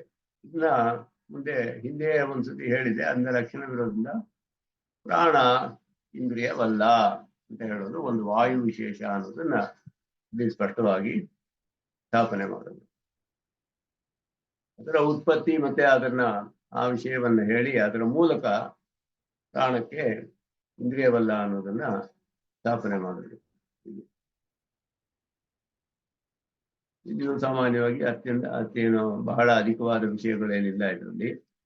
ಪಕ್ಷಾಂತರ ಮನೋದಿರಾಕರೋತಿ ಪ್ರಾಣವಾಯು ಇಂದ್ರಿಯಮೇವ. ಪೂರ್ವ ಪಕ್ಷ ಇದು. ಕುತಃ ಪ್ರಾಣಶಬ್ದ ಯತಃ ಇಂದ್ರಿಯವಾಚ್ಯತಿ ಅಸ್ತಿ. ಪ್ರಾಣಶಬ್ದವು ಇಂದ್ರಿಯವಾಚಿ ಆದ್ದರಿಂದ ಕ್ಷೇತ್ರಿಣಃ ಉಪಕರಣತೆಯಾಚ. ಜೀವನಿಗೆ ಚಕ್ಷುಸ್ಸು ಮೊದಲಾದಂತೆ ಉಪಕಾರಕತ್ತು ಸಾಮಾನ್ಯಾಚ. ಉಪಕಾರ ಮಾಡೋದ್ರಿಂದಲೂ ಅಂತ ಏನು ಹೇಳಿದ್ರು ಅದು ಇತಿ ಅಯುಕ್ತಂ. ಅದು ಯುಕ್ತವಲ್ಲ. ಯುಕ್ತವಲ್ಲ ಅಂದ್ರೆ ಸಕಾರಣವಲ್ಲ ಅಂತ ಅರ್ಥ. ಸರಿಯಾದ ಪ್ರಮಾಣಾನುಗುಣವಾದ ತರ್ಕವೂ ಇಲ್ಲ ಅದಕ್ಕೆ. ಕುತಃ ಶಬ್ದೈಕ್ಯಂ ಹಿ ಶಬ್ದಾನುಪೂರ್ವೈಕ್ಯಂ ಏಕಜಾತ್ಯಂ ವ್ಯಭಿಚರತಿ. ಅರ್ಥಸ್ಯ ಏಕಜಾತೀಯತಾಂ ವ್ಯಭಿಚರತಿ. ಹರಿಯಾದಿ ನಾನಾರ್ಥಕ ಪರದರ್ಶನಾಥ. ಹರಿ, ಹರಿ ಅಂತ ಇಲ್ಲಿ ಉದಾಹರಣೆ ಕೊಟ್ಟು, ಅಲ್ಲಿ ಗೌವು ಅಂತ ಉದಾಹರಣೆ ಕೊಟ್ಟು, ಹರಿ ಅನ್ನೋ ಶಬ್ದಕ್ಕೂ ಹಾಗೆ. ಹರಿ ಅನ್ನೋದು ವಿಷ್ಣುವಿಗೂ ಹರಿ ಅಂತ ಶಬ್ದ ಇದೆ. ಅದೇ ರೀತಿಯಲ್ಲಿ ವಾನರಕ್ಕೂ ಹರಿ ಅಂತ ಹೇಳಲ್ಪಡುತ್ತೆ. ಆನೆಗೂ ಹರಿ ಅನ್ನೋ ಶಬ್ದವಿದೆ. ಈಗ ಹರಿ ಅನ್ನೋದು ಅನೇಕ ಅರ್ಥಗಳಲ್ಲಿ ಬರುವ ಶಬ್ದ. ಆ ರೀತಿ ಸಂಸ್ಕೃತದಲ್ಲಿ ಶಬ್ದಗಳಿಗೆ ಅನೇಕ ಅರ್ಥಗಳಿದೆ ಒಂದೇ ಶಬ್ದಕ್ಕೆ. ಅದುವೇ ಅದನ್ನ ಒಂದೇ ಜಾತಿ ಅನ್ನೋದನ್ನ ಆಗೋದಿಲ್ಲ ಪದಾರ್ಥಗಳು. ಅದರಿಂದ ಒಂದೇ ಶಬ್ದ ಪ್ರಯೋಗವಿರೋದು ಕಾರಣವಲ್ಲ ಇಂದ್ರಿಯ ಅಂತ ಹೇಳಕ್ಕೆ. ಪ್ರಾಣ ಶಬ್ದ ವಾಚ್ಯತ ಅಕ್ಷೇಶು ಇಂದ್ರಿಯೇಶು ನ ಮುಖ್ಯ. ಅದು ಮುಖ್ಯಾರ್ಥದಲ್ಲಿಲ್ಲ, ಇಂದ್ರಿಯಗಳಲ್ಲಿ ಗೌಣಾರ್ಥದಲ್ಲಿದೆ. ಇಂದ್ರಿಯಾಣಾಮಪಿ ಪ್ರಾಣಾಧೀನತ್ವಾತ್ ಇಂದ್ರಿಯೇಶು ಕಥಾಜಿತ್ ಪ್ರಾಣಶಬ್ದ ಪ್ರಯೋಗ. ಅದಕ್ಕೆ ಉಪನಿಷತ್ತು ಒಂದು ಸ್ವಾರಸ್ಯವಾದ ವಿಷಯವನ್ನೇ ಹೇಳುತ್ತೆ. ಯಾಕೆ ಇಂದ್ರಿಯಗಳಿಗೆ ಪ್ರಾಣ ಅಂತ ಹೇಳಲ್ಪಡುತ್ತೆ ಅಂತ ಹೇಳ್ಬಿಟ್ಟು ಅವುಗಳದೆಲ್ಲ ಒಂದು ಕಾಂಪಿಟೇಷನ್ ಆಯ್ತು. ಇದನ್ನ ಹಿಂದೆ ಹೇಳಿದ್ದೀನಿ. ಇಂದ್ರಿಯಗಳಿಗೆಲ್ಲ ಒಂದು ಪೈಪೋಟಿ ಅವೆಲ್ಲ ಮಾಡುತ್ತೆ, ಯಾರು ಹೆಚ್ಚು ಅಂತ ನಿರ್ಧಾರ ಮಾಡಬೇಕು ಅಂತ. ಆಗ ಒಂದೊಂದು ಏನ್ ನಿರ್ಧಾರ ಮಾಡಿದ್ರು ಅಂದ್ರೆ ಒಬ್ಬೊಬ್ರು ಬಿಟ್ಟು ಹೋಗೋಣ ದೇಹವನ್ನ. ಅವ್ರು ಪ್ರಜಾಪತಿ ಹತ್ರ ಹೋಗ್ತಾರೆ. ಅವ್ರು ಹೇಳ್ತಾರೆ ಒಬ್ಬೊಬ್ರು ನೀವು ಈ ದೇಹ ಬಿಟ್ಟು ಹೋಗಿ ಸ್ವಲ್ಪ ಕಾಲ, ಆಮೇಲೆ ಬನ್ನಿ ಅವಾಗ ಏನಾಗುತ್ತೆ ನೋಡೋಣ, ಅವಾಗ ಗೊತ್ತಾಗುತ್ತೆ ಅಂತ. ಕಣ್ಣು ಅವನು ಬಿಟ್ಟು ಹೋಯ್ತು, 1 ವರ್ಷ ಬಿಟ್ಕೊಂಡು ಬಂತು. ಆಮೇಲೆ ಏನಾಯ್ತು ಈ ಸಮಯದಲ್ಲಿ ಅಂತ ಹೇಳಿದ್ರೆ ಅವನ ಪಾಠಕ್ಕೆ ಅವ್ನು ಬೇರೆ ಕೆಲಸ ಮಾಡ್ಕೊಂಡಿದ್ದ. ಕಣ್ಣು ಮಾತ್ರ ಕಾಣ್ತಿರ್ಲಿಲ್ಲ ಅಷ್ಟೇ. ಮಿಕ್ಕಿದ ಇಂದ್ರಿಯಗಳನ್ನೆಲ್ಲ ಉಪಯೋಗಿಸ್ಕೊಂಡು ಅವನು ಜೀವನ ಮಾಡ್ಕೊಂಡಿದ್ದ ಅಂತ. ಹಾಗೆಯೇ ವಾಗೀಂದ್ರಿಯ, ಚಕ್ಷುರೇಂದ್ರಿಯ, ಶ್ರವಣೇಂದ್ರಿಯ, ಶ್ರೋತ್ರಿಯ ಎಲ್ಲವೂ ಒಂದೊಂದಾಗಿ ಹೋಯ್ತು. ಶ್ರೋತ್ರೇಂದ್ರಿಯ ಎಲ್ಲ ಹೋಯ್ತು ಒಂದೊಂದಾಗಿ. ಎಲ್ಲ ವಾಪಸ್ ಬಂತು. ತಿರ್ಗಾ ಏನು ಆಗಿಲ್ಲ. ಇವನ್ ಮಾತ್ರ ಬದುಕಿಯೇ ಇದ್ದ. ಅವನ ಪಾಟಿಗೆ ಕೆಲಸ ನಿರ್ವಾಹ ಮಾಡ್ಕೊಂಡು ಹೋಗ್ತಾ ಇದ್ದ. ಇಂದ್ರಿಯಗಳು ಇರ್ಲಿಲ್ಲ ಅಷ್ಟೇ. ಕಡೆಯಲ್ಲಿ ಪ್ರಾಣ ಹೇಳ್ತು, ಇವಾಗ ನಾನು ಸ್ವಲ್ಪ ಹೋಗ್ತೀನಿ ಅಂತ ಹೇಳಿ ಪ್ರಾಣ ಹೊರಟಕ್ಕೆ ಆರಂಭಿಸಿದ ತಕ್ಷಣ ಎಲ್ಲ ಇಂದ್ರಿಯಗಳು ಅದ್ರ ಹಿಂದೆ ಹೋಗಕ್ಕೆ ಆರಂಭಿಸ್ಬಿಟ್ರು. ಯಾಕೆಂದ್ರೆ ಇದು ಯಾವುದಕ್ಕೂ ಸ್ಥಿತಿಯೇ ಇರೋದಿಲ್ಲ. ಪ್ರಾಣ ಹೋಗ್ಬಿಟ್ರೆ, ಪ್ರಾಣ ಹೊರಡೋದಕ್ಕೆ ಆರಂಭಿಸಕ್ಕೆ ಎಲ್ಲ ಹಿಂದೆ. ಅವಾಗ ತಕ್ಷಣ ಅಯ್ಯೋ ಹೋಗ್ಬೇಡ ನೀನ್ ಇಲ್ಲೇ ಇರು, ನಾವೆಲ್ಲ ನಿನ್ನ ಅಧೀನದಲ್ಲಿದ್ದೀವಿ ಅಂತ ಹೇಳಿ ಅದಕ್ಕೆ ಶ್ರೇಷ್ಠ ಪ್ರಾಣ ಜ್ಯೇಷ್ಠ ಅಂತ ನಿರ್ಧಾರ ಮಾಡಿ ಜ್ಯೇಷ್ಠಶ್ಚ ಶ್ರೇಷ್ಠಶ್ಚ ಜ್ಯೇಷ್ಠಶ್ಚ ಹೇಳಿ ನೀನೆ ಜ್ಯೇಷ್ಠ ಪ್ರಾಣ ಮುಖ್ಯ ಪ್ರಾಣ ಅಂತ ಅದಕ್ಕೆ ಹೇಳಲ್ಪಟ್ಟಿದೆ. ಆವಾಗ ಇಂದ್ರಿಯ ಹೇಳಿದಂತೆ ಅದಕ್ಕೆ ಪ್ರಾಣ ನಿನ್ನ ಹೆಸರನ್ನೇ ನಾವು ತಗೊಳ್ತೀವಿ ಅಂತ ಹೇಳ್ಬಿಟ್ಟು ಅದಕ್ಕೆ ಜ್ಯೇಷ್ಠನಾದವನು ಶ್ರೇಷ್ಠನಾದವನು, ಆಗ ಆ ಪ್ರಾಣದ ಹೆಸರನ್ನೇ ನಾವು ಇಟ್ಕೊಳ್ತೀವಿ ಅಂತ ಇಂದ್ರಿಯಗಳೆಲ್ಲ ಪ್ರಾಣ ಅಂತ ಹೆಸರು ಇಟ್ಕೊಂಡ್ವಂತೆ. ಅದರಿಂದ ಇಂದ್ರಿಯಗಳಿಗೆ ಪ್ರಾಣ ಅಂತ ಹೇಳಲ್ಪಟ್ಟಿದೆ. ಉಪನಿಷತ್ತಲ್ಲಿ ಹೇಳಲ್ಪಟ್ಟಿರೋ ಕಥೆ ಇದು. ಇದು ಒಂದು ಸ್ವಾರಸ್ಯವಾಗಿ ಹೇಳಿದೆ. ಹಾಗೆ ಅಂದ್ರೆ ಇಂದ್ರಿಯಗಳಿಗೆ ಪ್ರಾಣ ಶಬ್ದ ಬಂದಿರೋದು ಗೌಣಾರ್ಥ, ಮುಖ್ಯಾರ್ಥದಲ್ಲಿ ಅಲ್ಲ ಅನ್ನೋದು. ಜೀವ ಉಪಕಾರಕತ್ವಾತ್ ಪ್ರಾಣಸ್ಯ ಇಂದ್ರಿಯವಾಚಿತ್ವವಿಧಿ. ಉಪಕಾರಕ ಅನ್ನೋದ್ರಿಂದಲೇ ಇಂದ್ರಿಯ ಆಗೋದಿಲ್ಲ. ಇದೆಲ್ಲ ಇಂದ್ರಿಯ ಅಂದ್ರೆ ಏನು ಲಕ್ಷಣ ತಿಳಿಯುತ್ತೆ ಅದಕ್ಕೆ ನಮ್ಗೆ. ವಾಯು ಅಂದ್ರೆ ಏನು, ಪ್ರಾಣ ಅಂದ್ರೆ ಏನು, ಲಕ್ಷಣವನ್ನ ಸ್ಪಷ್ಟವಾಗಿ ನಿರ್ಧಾರ ಮಾಡ್ಬೇಕು ಇಲ್ಲಿ. ಅದುವೇ ಜಡದ್ರವ್ಯ ಸರದ ಪ್ರಯೋಜನ. ದೇಹಸ್ಯ ಅನಕ್ಷಮ ತತ್ವಜ್ಞಾನ ಅನ್ನೋದು ಮೊದಲು ನಮಗೆ ತಿಳಿಬೇಕು. ನಮ್ಮ ದೇಹದಲ್ಲಿ ಏನೇನು ಇದೆ, ಪ್ರಪಂಚದಲ್ಲಿ ಯಾವ್ಯಾವ ಪದಾರ್ಥಗಳಿದೆ, ಯಾವ್ಯಾವುದು ಅದರ ಲಕ್ಷಣವೇನು, ಯಾವುದು ಜಡ ಯಾವುದು ಅಜಡ, ಏನು ಇದೆಲ್ಲ ಸ್ಪಷ್ಟವಾಗಿ ಹೇಗೆ ಇದೆಲ್ಲ ಉತ್ಪನ್ನವಾಗಿದೆ ಎಲ್ಲ ಸ್ಪಷ್ಟವಾಗಿ ಇಲ್ಲಿ ನಿರೂಪಣೆ ಮಾಡ್ತಾರೆ. ದೇಹಸ್ಯ ಅನಕ್ಷಭಾವೇಪಿ ಇಂದ್ರಿಯತ್ವ ಅಭಾವೇಪಿ ಉಪಕೃತಿ ಜೀವೋಪಕಾರ ಅಧಿಕ. ದೇಹವು ಇಂದ್ರಿಯವಲ್ಲದೆ ಆದ್ರೂ ಅತ್ಯಂತ ಉಪಕಾರ ಮಾಡುತ್ತೆ ಜೀವಾತ್ಮನಿಗೆ. ಶರೀರವಪಿ ಪ್ರಾಣಪದವಾಚ್ಯಂ ಸ್ಯಾತ್. ಶರೀರಕ್ಕೂ ಯಾಕೆ ಪ್ರಾಣ ಅಂತ ಹೇಳಬಾರ್ದು, ಯಾಕೆ ಇಂದ್ರಿಯ ಅಂತ ಹೇಳಬಾರ್ದು. ಉಪಕಾರಕತ್ವ ಅತಿಶಯಪಿ ಶರೀರೆ ಇಂದ್ರಿಯ ಪದ ಪ್ರಯೋಗ ನಾಸ್ತಿ ಇತಿ ಪ್ರಾಣ ನ ಶರೀರಂ ಇತಿ ಚೇತ್. ಇಲ್ಲ ಅದು ಹೇಗಿದ್ರು ಅದಕ್ಕೆ ಪ್ರಾಣ ಅನ್ನೋ ಪ್ರಯೋಗವೂ ಇಲ್ಲ, ಅದು ಇಂದ್ರಿಯವೂ ಅಲ್ಲ ಅನ್ನೋದು ಎಲ್ಲ ಒಪ್ಕೊಳ್ತೀವಿ ಅಂತ ಹೇಳಿದ್ರೆ ಅದು ಪ್ರಾಣಕ್ಕೂ ಸಮಾನವಾಗಿದೆ. ಅಕ್ಷೋಕ್ತಿ ಅದೃಷ್ಟಿ ಇಂದ್ರಿಯವಾಚಿತ್ವ ಅದರ್ಶನಂ ತತ್ಸಮ ಇಂದ್ರಿಯೇಶು ಮುಖ್ಯತೆಯ ಪ್ರಾಣಪದ ಪ್ರಯೋಗೋಪಿ ಸಮಯೇವ. ಅಂದ್ರೆ ಇಂದ್ರಿಯಗಳಿಗೆ ಪ್ರಾಣ ಅನ್ನೋದು ಕೂಡ ಹಾಗೆಯೇ ಗೌಣಾರ್ಥದಲ್ಲಿ ಅಷ್ಟೇ. ಇಲ್ಲಿ ಅಪ್ರಕಂಪ್ಯಂ ಪ್ರಮಾಣವಾಹ. ಇದು ಈ ಪ್ರಮಾಣವನ್ನ ಯಾರು ತಳ್ಳಿ ಹಾಕಕ್ಕಾಗೋದಿಲ್ಲ. ಶ್ರುತಿ ಪ್ರಮಾಣ ಇದು, ಅಪ್ರಕಂಪ್ಯವಾದದ್ದು. ನ ಪ್ರಾಣೇ ಇತ್ಯಾದಿ. ಪ್ರಾಣೇ ಸಾತ್ವಿಕ ಅಹಂಕರಣ ವಿಕೃತಿತ ನ.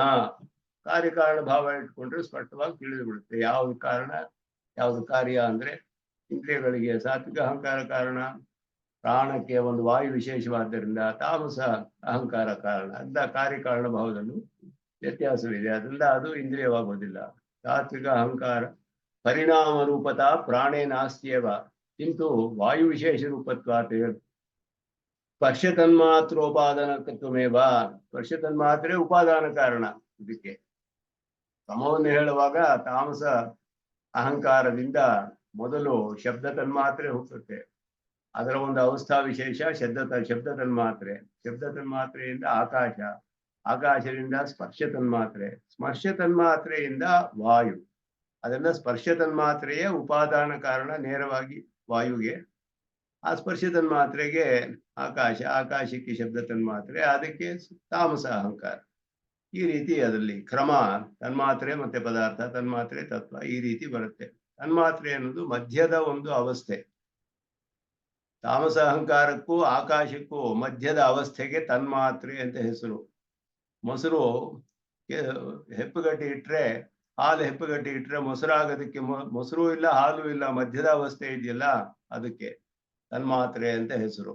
ಆ ಅವಸ್ಥೆಗೆ ಆ ರೀತಿ ಪರಿಣಾಮ ಆಗುತ್ತೆ. ತಾಮಸ ಅಹಂಕಾರ ಪರಿಣಾಮ ಹೊಂದಿ ಗ್ರಾಜುವಲ್ ಆಗಿ ಕ್ರಮವಾಗಿ ಪರಿಣಾಮ ಹೊಂದಿ ಆಕಾಶವಾಗುತ್ತೆ. ಆಕಾಶದ ಮಧ್ಯದಲ್ಲಿ, ಅದಕ್ಕೂ ಎರಡಕ್ಕೂ ಮಧ್ಯದಲ್ಲಿ ಒಂದು ಶಬ್ದ ತನ್ಮಾತ್ರೆ ಅನ್ನುವ ಅವಸ್ಥೆ ಇದೆ. ಹೀಗೆ ಕ್ರಮ ಹಾಗೆ ಹೇಳ್ತಾರೆ ಸೃಷ್ಟಿಯಲ್ಲಿ, ತನ್ಮಾತ್ರೆಗಳು ಮಧ್ಯ, ಆಮೇಲೆ ತತ್ವಗಳು. ಆದ್ರಿಂದ ಇಲ್ಲಿ ಉಪಾದಾನ ಕಾರಣ ಅಂತ ಹೇಳಿರೋದು ಸ್ಪರ್ಶ ತನ್ಮಾತ್ರ ಉಪಾದಾನಕತ್ವಂ. ಸ್ಪರ್ಶ ತನ್ಮಾತ್ರೆ ಉಪಾದಾನ ಕಾರಣವಾಗುತ್ತೆ ಪ್ರಾಣಕ್ಕೆ. ವಾಯುವಿಗೆ ಅದು ಉಪಾದಾನ ಕಾರಣ, ವಾಯುವಿನ ವಿಶೇಷವೇ ಪ್ರಾಣ. ಅದರಿಂದ ಪ್ರಾಣಕ್ಕೆ ಯಾವುದು ಉಪಾದಾನ ಕಾರಣ ಅಂದ್ರೆ ಸ್ಪರ್ಶ ತನ್ಮಾತ್ರೆ ಅಂತ ಹೇಳ್ಬೇಕು. ಇದು ತತ್ವದ ಸ್ಥಿತಿ. ಏನ ಹಿಮಾಯಾತಂ ಏನ್ ಸಿಗುತ್ತೆ ಅಂದ್ರೆ ತದ್ಧಿ ಸಾತ್ವಿಕ ಅಹಂಕಾರ ಉಪಾದಾನಕತ್ವಂ ತೇಷಾಂ ಲಕ್ಷಣಂ ಇಂದ್ರಿಯಾಣಾಂ ಲಕ್ಷಣಂ. ಇಂದ್ರಿಯಗಳಿಗೆ ಯಾವುದು ಉಪಾದಾನ ಕಾರಣ ಅಂದ್ರೆ ಸಾತ್ವಿಕ ಅಹಂಕಾರ ಉಪಾದಾನ ಕಾರಣ, ಇದಕ್ಕೆ ಸ್ಪರ್ಶ ತನ್ಮಾತ್ರೆ ಉಪಾದಾನ ಕಾರಣ. ಇದೆರಡು ಬೇರೆ ಬೇರೆ ಆಗುತ್ತೆ. ಇಂದ್ರಿಯವೇ ಪ್ರಾಣವು ಇಂದ್ರಿಯವಲ್ಲ ಅನ್ನೋದು ಸ್ಪಷ್ಟವಾಗಿ ತಿಳಿಯುತ್ತೆ. ಅತಃ ಪ್ರಾಣ ನ ಇಂದ್ರಿಯಾಣಿ ಕಿಂತು ವಾಯು ವಿಶೇಷ ಏವ. ಜೀವ ಪ್ರಾಣಧಾರಣೆ ಇತಿ ಪಾಠಾತ್ ಜೀವಸ್ಯ ವ್ಯವಹಾರೇಶು ಅತ್ಯಂತ ಅಂತರಂಗೋಪಾದಿಷು ಪ್ರಾಣ ಬುದ್ಧಿಶ್ಚ ಪ್ರಧಾನಭೂತವು. ಅವನಿಗೆ ಅಂತರಂಗ ಬಹಳ ಹತ್ತಿರವಾದ ಇದರಲ್ಲಿ ಪ್ರಾಣ ಬುದ್ಧಿ ಎರಡು ಬಹಳ ಪ್ರಧಾನವಾದದ್ದು. ಬುದ್ಧಿ ಅವನ ಧರ್ಮಭೂತ ಜ್ಞಾನ, ಪ್ರಾಣ ಅನ್ನೋದು ಅವನ ಜೊತೆಯಲ್ಲಿಯೇ ಇರುತ್ತೆ. ಆದ್ದರಿಂದ ಆತ ಬಹುಶಃ ಜೀವ ಶಬ್ದ ಸ್ಥಾನೆ ಪ್ರಾಣ ಶಬ್ದ. ಜೀವನಿಗೆ ಜೀವ ಹೇಳುವ ಕಡೆ ಪ್ರಾಣ ಅಂತಾನೆ ಹೇಳಲ್ಪಟ್ಟಿದೆ. ಪ್ರಾಣಾವೈ ಸತ್ಯಂ ತೇಷಾಮೇಷ ಸತ್ಯಂ ಅಂತ ಹೇಳುವಾಗ ನ ಹೇತಸ್ಮಾದಿತಿ ನೇತ್ಯನ್ಯತ್ ಪರಮಸ್ತಿ ಅಥ ನಾಮಧೇಯಂ ಸತ್ಯಸ್ಯ ಸತ್ಯಮಿತಿ. ಪ್ರಾಣಾವೈ ಸತ್ಯಂ ತೇಷಾಮೇಷ ಸತ್ಯಂ ಅಂತ ಹೇಳುತ್ತೆ. ಅಥ ನಾಮಧೇಯಂ ಸತ್ಯಸ್ಯ ಸತ್ಯಂ. ಪರಮಾತ್ಮನಿಗೆ ಸತ್ಯಸ್ಯ ಸತ್ಯಂ ಅಂತ ಹೆಸರು. ಸತ್ಯದಲ್ಲಿಯೂ ಸತ್ಯನಾದವನು. ಸತ್ಯದಲ್ಲಿ ಸತ್ಯನಾದವನು ಅಂದ್ರೆ ಮೊದಲ ಸತ್ಯ ಅನ್ನೋದು ಯಾರು ಅಂದ್ರೆ ಪ್ರಾಣಾವೈ ಸತ್ಯಂ. ಪ್ರಾಣವೇ ಸತ್ಯ, ಪ್ರಾಣಗಳೇ ಸತ್ಯ ಅಂತ ಹೇಳಲ್ಪಟ್ಟಿದೆ. ಯಶಾಮೇಶ ಸತ್ಯಂ. ಅವುಗಳಲ್ಲಿ ಇವನು ಸತ್ಯ ಅಂದ್ರೆ ಅವನನ್ನ ಜಡ ಪದಾರ್ಥವಾದ ವಾಯು ವಿಶೇಷಕ್ಕೆ ಕಂಪೇರ್ ಮಾಡಿಲ್ಲ. ಪರಮಾತ್ಮನಿಗೆ ಜೀವಾತ್ಮರುಗಳಲ್ಲಿ ಅವನು ಸತ್ಯವಾದವನು ಹಾಗೆ ಹೇಳಿರೋದು. ಪ್ರಾಣ ಜೀವಾತ್ಮನಿಗೆ ಪ್ರಾಣ ಅಂತ ಯಾಕೆ ಹೇಳಿದೆ? ಪ್ರಾಣ ಸಹ ಚರ್ಯಾತ್ ಪ್ರಾಣ ಶಬ್ದೇನ ಜೀವವಾಚಿ ಅಂದ್ರೆ ಜೀವಸ್ಯ ವಾಚಿತ್ವ, ಜೀವನನ್ನೇ ಹೇಳಲ್ಪಟ್ಟಿದೆ. ಪ್ರಾಣನ ಜೊತೆಯಲ್ಲಿ ಇರೋದ್ರಿಂದ ಜೀವನನ್ನೇ ಪ್ರಾಣ ಅಂತ ಅಲ್ಲಿ ಹೇಳಿದೆ ಶ್ರುತಿಯಲ್ಲಿ ಒಂದು ಕಡೆ. ಅದು ಸಾಹಚರ್ಯದಿಂದ. ಅದರಿಂದ ಬುದ್ಧಿ ಪರ್ಯಾಯ ವಿಜ್ಞಾನ ಶಬ್ದಶ್ಚ ಶ್ರೂಯತೆ. ಬುದ್ಧಿ ಧರ್ಮಭೂತ ಜ್ಞಾನ, ಅವನಿಗೆ ಅದು ಪ್ರಧಾನವಾದ ಗುಣವಾದ್ದರಿಂದ ಜ್ಞಾನ ಅಂತಾನೆ ಹೇಳಿದೆ. ಜೀವಾತ್ಮನಿಗೆ ಜ್ಞಾನ ಉಳ್ಳವನು ಆದರೂ ಅವನೇ ಜ್ಞಾನ ಅಂತಾನೆ ಹೇಳ್ಬಿಟ್ಟಿದೆ. ವಿಜ್ಞಾನಂ ಯಜ್ಞಂ ತನುತೆ ಅಂತ ಹೇಳ್ಬಿಟ್ಟು. ಪ್ರಾಣೋ ಪಿತಾ ಪ್ರಾಣೋ ಮಾತಾ ವಿಜ್ಞಾನಂ ಯಜ್ಞಂ ತನುತೆ ಮೊದಲಾದ ಪ್ರಯೋಗಗಳು ತೋರಿಸ್ತಾರೆ ಇಲ್ಲಿ. ಅಥ ವಕ್ತವ್ಯ ಮಧ್ವಂ ಜೀವಸರೆ. ಇದೆಲ್ಲ ಶಬ್ದ ಪ್ರಯೋಗ ಇದ್ರ ಮಾತ್ರಕ್ಕೆ ಆ ಪದಾರ್ಥಗಳು ಒಂದಾಗೋದಿಲ್ಲ ಅಂತ ಅರ್ಥ. ಉಪಕಾರಕತ್ವ ಅನ್ನೋದಿದ್ರ ಮಾತ್ರಕ್ಕೆ ಇಂದ್ರಿಯ ಅಂತ ಹೇಳಕ್ಕಾಗಲ್ಲ. ಇದೆಲ್ಲ ಅದನ್ನ ಹೇಳಿ ಇಂದ್ರಿಯಗಳಿಗೆ ಪ್ರಾಣ ಶಬ್ದ ಪ್ರಯೋಗ ಇರೋದು ಗೌಣಾರ್ಥದಲ್ಲಿ ಮಾತ್ರವೇ. ಅಂದ್ರೆ ಶರೀರವೂ ಉಪಕಾರವೇ, ಅದಕ್ಕೆ ಉಪಕಾರಕವೇ, ಅದಕ್ಕೆ ಇಂದ್ರಿಯ ಅಂತ ಹೇಳೋದಿಲ್ವಲ್ಲ. ಹಾಗೆ ಪ್ರಾಣಕ್ಕೂ ಕೂಡ ಕಾರ್ಯಕಾರಣ ಭಾವವು ಬೇರೆ ಬೇರೆ ಅನ್ನೋದು ಸ್ಪಷ್ಟವಾಗಿ ನಮಗೆ ತಿಳಿಸುತ್ತೆ. ಎಲ್ಲ ಕಾರಣದಿಂದ ಪ್ರಾಣ ಅನ್ನೋದು ವಾಯು ವಿಶೇಷವೇ ಹೊರತು ಅದು ಇಂದ್ರಿಯವಲ್ಲ ಅನ್ನೋದನ್ನ ಸ್ಪಷ್ಟವಾಗಿ ಸ್ಥಾಪನೆ ಮಾಡ್ತಾರೆ. ಒಂದೊಂದು ಹೇಗೆ ಅದು ಇಂದ್ರಿಯ ಜಾತಿಗೆ ಸೇರಿದ್ದಲ್ಲ ಅನ್ನೋದು, ಅದುವೇ ಒಂದು ವಾಯು ವಿಶೇಷ ಅಂತ ಹೇಳಿ. ಪ್ರಾಣದ ವಿಷಯ ಹೇಳಿದ್ಮೇಲೆ ಈಗ ಅಗ್ನಿಯ ವಿಷಯಕ್ಕೆ ಬರ್ತಾರೆ. ಈಗ ತೇಜಸ್ಸು, ಆಕಾಶಾದ್ ವಾಯು ವಾಯೋರಗ್ನಿ. ಮುಂದಿನ ತತ್ವ ಅಗ್ನಿ, ತೇಜಸ್ಸು ಅನ್ನುವ ತತ್ವ. ಅದರ ವಿಷಯವನ್ನು ಹೇಳುವಾಗ ಮೊದಲು ವೈಶ್ವಾನರಾಗ್ನಿ ಅನ್ನುವ ಒಂದು ಸ್ವರೂಪವನ್ನು ಹೇಳ್ತಾರೆ. ಮೊದಲು ಪ್ರಸಿದ್ಧವಾಗಿ ಇರೋದ್ರಿಂದ ಅದು ವೈಶ್ವಾನರ ಅನ್ನೋದು. ಅದರ ವಿಷಯವನ್ನ ಮೊದಲು ತಿಳಿಸ್ತಾರೆ ಇಲ್ಲಿ. ಪ್ರಾಣಾಪಾನಾಖ್ಯ ಭಸ್ತ್ರಾರಭಸ ವಿಸೃಮರಃ ಪ್ರಾಪ್ಯ ವೈಶ್ವಾನರಾಖ್ಯಾಂ ಮಧ್ಯೆ ದೇಹಂ ಮುತಾಚೋಸ್ ಜಲನಿಧೌ ಔರ್ವವತ್ ಸರ್ವಭಕ್ಷ್ಯಃ ತತ್ತದ್ವಿದ್ಯಾಸು ವೇದ್ಯಂ ತ್ವನೈವ ಹಿ ಪರಜ್ಯೋತಿಷಃ ಸೋಪಿ ರೂಪಂ ನಾತ್ಮಾನೌ ತೌ ಜಡತ್ವಾತ್ ಜನಿ ವಿಲಯ ಮುಖೈಃ ಭೇದಕಂಠೋಕ್ತಿಭಿಶ್ಚ. ಪ್ರಾಣಾಪಾನಾಖ್ಯ ಭಸ್ತ್ರಾರಭಸ ವಿಸೃಮರಃ ಪ್ರಾಪ್ಯ ವೈಶ್ವಾನರಾಖ್ಯಾಂ. ವೈಶ್ವಾನರ ಅನ್ನೋ ಹೆಸರು ಉಂಟಾಗುತ್ತೆ ಅಗ್ನಿಗೆ. ಯಾಕೆ ಅಂದ್ರೆ ಪ್ರಾಣಾಪಾನ ಅನ್ನುವಂತಹ ಒಂದು ಭಸ್ತ್ರ ಯಂತ್ರ ಅಂತ ಹೇಳ್ತಾರೆ. ನಮ್ಮ ಹೃದಯಕ್ಕೆ ಒಂದು ಭಸ್ತ್ರ ಯಂತ್ರ ಅಂತ ಹೇಳಿದ್ರು. ಭಸ್ತ್ರ ಅಂದ್ರೆ ಒಂದು ಚರ್ಮದ ಚೀಲ. ಹಿಂದಿನ ಕಾಲದಲ್ಲಿ ಪಾತ್ರೆಗಳ ಕಲಾಯ ಹಾಕುವಾಗ ನೆಲದ ಮೇಲೆ ಚೀಲವನ್ನಿಟ್ಟು ಆ ಚೀಲನ ಅಮುಕಿದ್ರೆ ಗಾಳಿ ಜೋರಾಗಿ ಬರುತ್ತೆ, ರಭಸವಾಗಿ ಅದು ಬೆಂಕಿ ಹತ್ಕೊಳ್ಳುತ್ತೆ. ಹಾಗೆ ಮಾಡೋರು. ಅದ ರೀತಿ ಒಂದು ಚರ್ಮದ ಚೀಲ. ಅದೇ ರೀತಿ ಅದರಲ್ಲಿ ಅದ್ರ ಮುಂದ್ಗಡೆ ಸಣ್ಣಗಿರುತ್ತೆ ಬಾಯಿ. ಅದನ್ನ ಜೋರಾಗಿ ಅಮುಕಿದ್ರೆ ಮುಂದೆ ಜೋರಾಗಿ ಬರುತ್ತೆ, ರಭಸವಾಗಿ ಗಾಳಿ ಬರುತ್ತೆ. ಅದ್ರೊಳಗಡೆ ನೀರು ಹಾಕಿದ್ರೆ ನೀರು ಬರುತ್ತೆ. ಆದ್ರಿಂದ ಅದು ಚುರ್ಕಿ ಯಂತ್ರ ಅಂತ ಹೇಳೋದು. ಚುರ್ಕಿ ಬಿಡೋದು ನೀರಲ್ಲಿ ಅಂತ ಹೇಳ್ಬಿಟ್ಟು. ಹಾಗೆಯೂ ಅದಕ್ಕೆ ಭಸ್ತ್ರ ಯಂತ್ರ ಅಂತ ಹೆಸರು ಅದಕ್ಕೆ. ಅದನ್ನ ಇಟ್ಕೊಂಡು ಕೃಷ್ಣನು ಗೋಪಿಯವರೊಡನೆ ಆಟ ಆಡ್ತಿದ್ದ ಅಂತ ಹೇಳ್ಬಿಟ್ಟು ಸ್ವಾಮಿ ದೇಶಿಕನ್ ಹೇಳ್ತಾರೆ ಇದರಲ್ಲಿ ಗೋಪಾಲಂಶತೆಯಲ್ಲಿ ಭಸ್ತ್ರಾಯಂತ್ರ ಪ್ರಣಿಹಿತಕರೋ ಭಕ್ತ ಜೀವಾತುರವ್ಯಾತ್ ವಾರಿ ಕ್ರೀಡಾ ನಿಬಿಡ ಬಸನು ಅಂತ ಹೇಳ್ಬಿಟ್ಟು ಭಸ್ತ್ರಾಯಂತ್ರ ಹೇಳ್ತಾರೆ. ಅದ್ರಲ್ಲಿ ನೀರು ತುಂಬಿಸ್ಕೊಂಡು ಎಲ್ಲ ಗೋಪಿಯರ ಮೇಲೆಲ್ಲ ಬಿಡ್ತಾ ಇದ್ದ ಅವನ ನೀರನ್ನ. ಅದು ವೇಗವಾಗಿ ಹೋಗುತ್ತೆ ಹೊರಗಡೆ. ಈ ಹೃದಯ ಅದೇ ರೀತಿ ಗಾಳಿಯನ್ನ ಹೊರಗಡೆ ತಳ್ಳುತ್ತೆ, ಜೋರಾಗಿ ನಡ್ಕೊಳ್ಳುತ್ತೆ, ತಳ್ಳುತ್ತೆ. ಭಸ್ತ್ರಾಯಂತ್ರ ಅಂತ ಪ್ರಾಣಾಯಾಮವು ಪ್ರಸಿದ್ಧವಾಗಿದೆ. ಭಸ್ತ್ರಿಕಾ ಅಂತ, ಕಪಾಲಭಾತಿ ಮೊದಲ ತರ ಭಸ್ತ್ರಿಕಾ ಅಂತ ಒಂದು ಪ್ರಾಣಾಯಾಮ. ಅದಕ್ಕೆ ಭಸ್ತ್ರ ಅಂತ ಹೇಳಲ್ಪಟ್ಟಿದೆ. ಭಸ್ತ್ರಾಯಂತ್ರ. ಆ ಭಸ್ರಾಯದ ರಭಸದಿಂದ ಹರಡುತ್ತೆ. ಆ ರೀತಿ ಪ್ರಾಣಾಪಾನ ಅನ್ನುವಂತಹ ಈ ಭಸ್ರಾಯಂತ್ರದಿಂದ ಹೊರಗಡೆ ಬರೋದು ಹೋಗೋದು, ಈ ಗಾಳಿ ವೇಗವಾಗಿ ಬರುತ್ತಲ್ಲ, ಅದರ ಒಂದು ಇದರಿಂದ ರಭಸದಿಂದ ಹೊರ ಹರಡಿದಾಗ ಅದರಿಂದ ವೈಶ್ವಾನರ ಅನ್ನೋ ಒಂದು ಅಗ್ನಿ ಒಳಗಡೆ ಹುಟ್ಟುತ್ತೆ ನಮ್ಮ ಜಠರದಲ್ಲಿ ಅಂತ ಹೇಳಲ್ಪಟ್ಟಿದೆ. ಮಧ್ಯೆ ದೇಹಂ ಹುತಾಶಃ ವಸತಿ, ದೇಹದ ಮಧ್ಯದಲ್ಲಿ ಇದ್ದಾನೆ ಅಗ್ನಿ.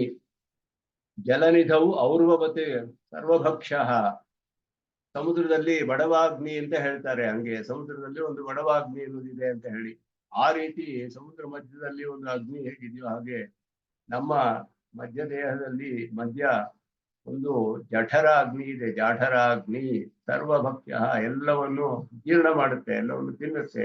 ಆ ಅಗ್ನಿ ಇರೋದ್ರಿಂದಲೇ ನಮ್ಗೆ ಎಲ್ಲ ಪಚನವಾಗುತ್ತೆ ಅಂತ ಹೇಳಲ್ಪಟ್ಟಿದೆ. ವೈಶ್ವಾನರ ಅಗ್ನಿ ಅಂತ ಹೇಳ್ಬಿಟ್ಟು, ಆ ವೈಶ್ವಾನರ ಅಗ್ನಿ ಅನ್ನೋದು ಏನು? ಅದು ಪರಮಾತ್ಮನೇ, ಇಲ್ಲ ಒಂದು ಜಡ ಪದಾರ್ಥವಾದ ಅಗ್ನಿಯೇ ಅಂತ ಹೇಳಿದ್ರೆ, ಅಗ್ನಿ ಅನ್ನೋದು ಜಡವೇ.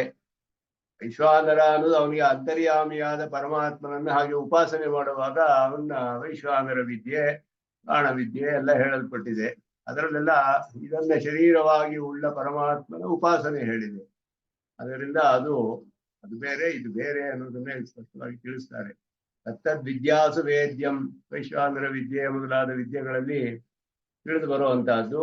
ಆಯಾ ಜಾಠರಾಗ್ನಿ ಶರೀರಕನಾದ ಪರಮಾತ್ಮನ ಉಪಾಸನೆ. ಪರಮಾತ್ಮನನ್ನ 3 ವಿಧವಾಗಿ ಉಪಾಸನೆ ಮಾಡಬಹುದು ಅಂತ ಶ್ರುತಿಯಲ್ಲಿ ಬ್ರಹ್ಮಸೂತ್ರದಲ್ಲಿ ಹೇಳಿದ್ರು. ಉಪಾಸ ತ್ರೈವಿಧ್ಯಾತ್ ಅಂತ ಹೇಳ್ಬಿಟ್ಟು 3 ವಿಧ ಇದೆ ಉಪಾಸನೆಗೆ, 3 ವಿಧವಾಗಿ ಮಾಡ್ಬೋದು. ಅದರಲ್ಲಿ ಹೇಗೆ ಅಂದ್ರೆ, ಚಿತ್ ಶರೀರಕನಾದ ಪರಮಾತ್ಮ, ಅಚಿತ್ ಶರೀರಕನಾದ ಪರಮಾತ್ಮ, ಪರಮಾತ್ಮ ಸ್ವರೂಪದಲ್ಲಿ ಅವನನ್ನೇ ಉಪಾಸನೆ ಮಾಡೋದು. 3 ವಿಧವಾಗಿ ಉಪಾಸನೆ ಮಾಡ್ಬೋದು ಪರಮಾತ್ಮ. ಉಪಾಸ ತ್ರೈವಿಧ್ಯಾತ್, 3 ವಿಧ ಉಪಾಸನೆಯಲ್ಲಿ. ಸತ್ಯತ್ಯಚ್ಚ ಅಭವತ್, ಪರಮಾತ್ಮನಿಗೆ ಹೇಳಿದೆ ಸತ್ಯಂಚ ನೃತಂಚ ಸತ್ಯಂ ಅಭವತ್. ಸತ್ ಚ ಅತ್ಯತ್ ಚ ಅಭವತ್, ಅವನೇ ಸತ್ತಾದ, ತ್ಯತ್ತಾದ, ಚೇತನವೂ ಆದ, ಅಚೇತನವೂ ಆದ. ಅಂದ್ರೆ ಚೇತನ ಶರೀರಕನಾದ, ಅಚೇತನ ಶರೀರಕನಾದ. ಸತ್ಯಂಚ ಅನೃತಂಚ ಸತ್ಯಂ ಅಭವತ್, ಎರಡಲ್ಲೂ ಅಂತರ್ಯಾಮಿಯಾಗಿದ್ರು ಅವನು ಸತ್ಯನಾಗಿಯೇ ಇದ್ದ. ಸತ್ಯವೂ ಅನೃತವೂ ಅಂತ ಚೇತನ ಅಚೇತನಗಳಾಗಿದ್ರು ಅವನು ಸತ್ಯನಾಗಿಯೇ ಇದ್ದ, ಅವನಿಗೆ ಯಾವ ವಿಕಾರವಿಲ್ಲದೆ ಇದ್ದ ಅಂತ ಕೃತಿ ಹೇಳುತ್ತದೆ. ನಾವು 3 ವಿಧವಾಗಿ ಉಪಾಸನೆ ಮಾಡ್ಬೋದು ಅವನಿಗೆ. ಉಪಾಸ ತ್ರೈವಿಧ್ಯಾತ್ ಅಂತ ಹೇಳಿ ಆಶ್ರಿತತ್ವ ಇಹತದ್ಯೋಗ ಅಂತ ಬ್ರಹ್ಮಸೂತ್ರ ಅದರಲ್ಲಿ ಹೇಳಲ್ಪಟ್ಟಿದೆ. ಹಾಗೆ ಅವನ ಉಪಾಸನೆ ಹೇಳಲ್ಪಟ್ಟಿದೆ ವೈಶ್ವಾನರ ವಿದ್ಯೆಗಳಲ್ಲಿ. ಆದರೆ ಇದು ಇಲ್ಲಿ ಹೇಳಿರೋ ಅಗ್ನಿ ಅನ್ನೋದು ಜಡ ಅನ್ನೋದು ಹೇಳ್ತಾ ಇದ್ದಾರೆ. ಇದು ಆತ್ಮವಲ್ಲ ಇಲ್ಲಿ ಹೇಳಿರೋದು. ವೈಶ್ವಾನರ ಅಗ್ನಿ ಅಂತ ಹೇಳಿರೋದು ಆತ್ಮವಲ್ಲ, ಇದು ಜಡ ಪದಾರ್ಥ, ಇದು ಅಗ್ನಿ ತೇಜಸ್ಸು ಅಂತ ಹೇಳ್ಬಿಟ್ಟು. ನಾತ್ಮಾನು ಅವು ಜಡತ್ವಾತ್ ಜನಿ ವಿಲಯ ಮುಖೈಹಿ ಭೇದ ಕಂಠು, ಅದಕ್ಕೆ ಸೃಷ್ಟಿ ಲಯ ಎಲ್ಲ ಕೂಡ ಹೇಳಲ್ಪಟ್ಟಿದೆ ಅನ್ನೋದನ್ನ ಸಾಮಾನ್ಯವಾಗಿ ಇಲ್ಲಿ ವೈಶ್ವಾನರ ಅಗ್ನಿ ಅಂದ್ರೆ ಏನು ಅದರ ಬಗ್ಗೆ ಸ್ವಲ್ಪ ಹೇಳ್ತಾರೆ ಇಲ್ಲಿ ಒಂದು ಶ್ಲೋಕದಲ್ಲಿ. ವಾಯುವಿಗೆ, ವಾಯು ಆದ್ಮೇಲೆ ತೇಜಸ್ಸು, ಅದಾದ್ಮೇಲೆ ಕ್ರಮವಾಗಿ ಪ್ರಾಪ್ತವಾಗಿರೋದು.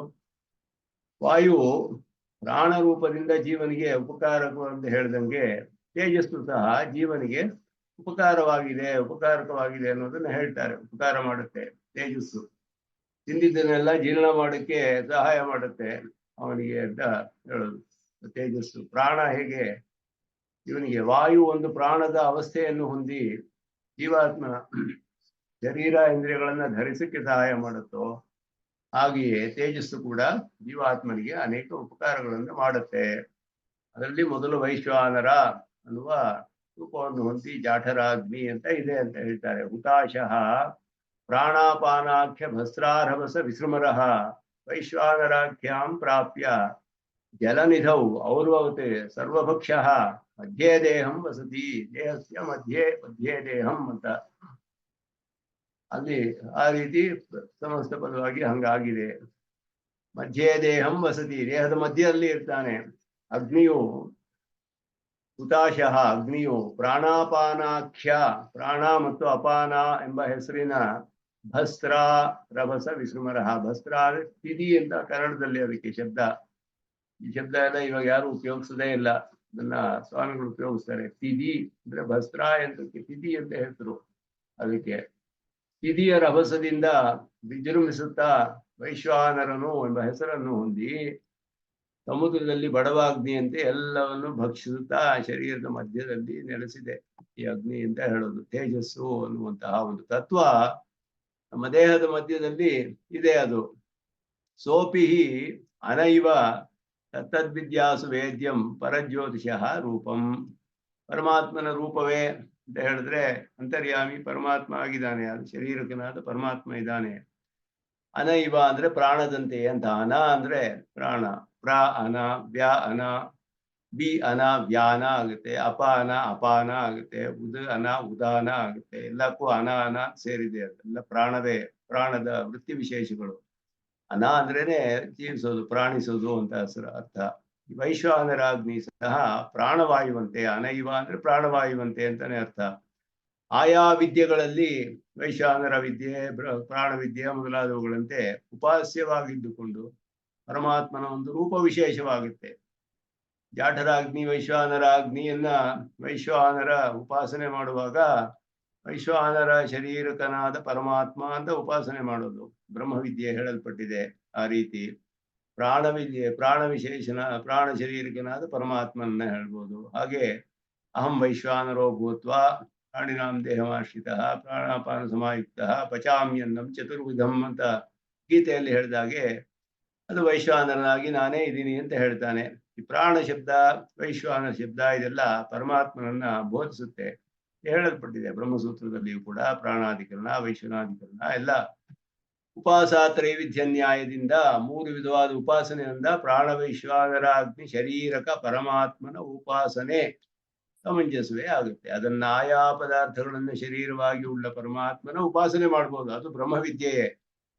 ಇದು ಉಪಾಸನಾದವನು ಪರಮಾತ್ಮನೇ. ಆದರೆ ಜಾಠರಾಗ್ನಿ ಶರೀರಕನಾದ ಪರಮಾತ್ಮ ಅಂತ ಉಪಾಸನೆ ಮಾಡ್ಬೋದು, ಅವನು ಬ್ರಹ್ಮವಿದ್ಯೆ ಆಗುತ್ತೆ. ಅದು ವೈಶ್ವಾನರ ವಿದ್ಯೆ ಅಂತ ಹೇಳಲ್ಪಟ್ಟಿದೆ.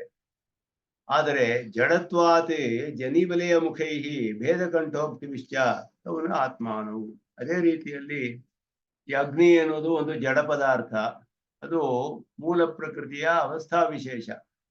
ಮೂಲ ಪ್ರಕೃತಿಯೇ ಮಹತ್ತಾಗಿ ತಾಮಸ ಅಹಂಕಾರವಾಗಿ ತನ್ಮಾತ್ರೆಗಳೆಲ್ಲ ಆಗಿ ಅಲ್ಲಿ ಆ ರೂಪ ತನ್ಮಾತ್ರೆಯಿಂದ ಅಗ್ನಿ ತೇಜಸ್ಸು ಅನ್ನೋ ಪದಾರ್ಥ ಉಂಟಾಗುತ್ತೆ. ಅದಕ್ಕೆ ರೂಪ ಅನ್ನೋದು ವಿಶೇಷವಾದ ಗುಣ. ಅದಕ್ಕೆ ತೇಜಸ್ಸಿಗೆ ರೂಪ ತನ್ಮಾತ್ರೆ ಉಪಾದಾನ ಕಾರಣ ಅದಕ್ಕೆ. ಆದ್ರಿಂದ ಇದು ಜಡ ಪದಾರ್ಥ, ಇದು ಮ್ಯಾಟರ್ನ ಒಂದು ಸ್ಟೇಟ್, ಅವಸ್ಥೆ. ಅಂದ್ರೆ ಎರಡೂ ಕೂಡ ಪ್ರಾಣವೂ ಹಾಗೆಯೇ ಇದು ಹಾಗೆಯೇ ಜಡ ವಸ್ತು ಆಗಿರೋದ್ರಿಂದ ಇದೆರಡಕ್ಕೂ ಆತ್ಮ ಅನ್ನೋದು ಬೇರೆ, ಅಂತರ್ಯಾಮಿಯಾದವನು ಅಂತ ಹೇಳೋದ್ರಿಂದ ಪ್ರಾಣ ಮತ್ತು ವೈಶ್ವಾನರು ಆತ್ಮವಸ್ತುಗಳಲ್ಲ, ಪಂಚಭೂತಗಳಲ್ಲಿಯೇ ಸೇರಿದವು ಅಂತ ಅರ್ಥ. ವೈಶ್ವಾನರ ಅಗ್ನಿ ಅಂದ್ರೆ ಏನು? ಆ ಒಂದು ಜಡ ಪದಾರ್ಥ ಆ ಒಂದು ರೂಪದಲ್ಲಿ ಇದೆ, ಆ ಕೆಲಸ ಮಾಡುತ್ತೆ, ನಾವು ತಿಂದಿದ್ದನ್ನೆಲ್ಲ ಜೀರ್ಣ ಮಾಡುತ್ತೆ. ಅದು ವೈಶ್ವಾನರ ಅಗ್ನಿ ಅಂತ ಹೇಳಲ್ಪಡುತ್ತೆ.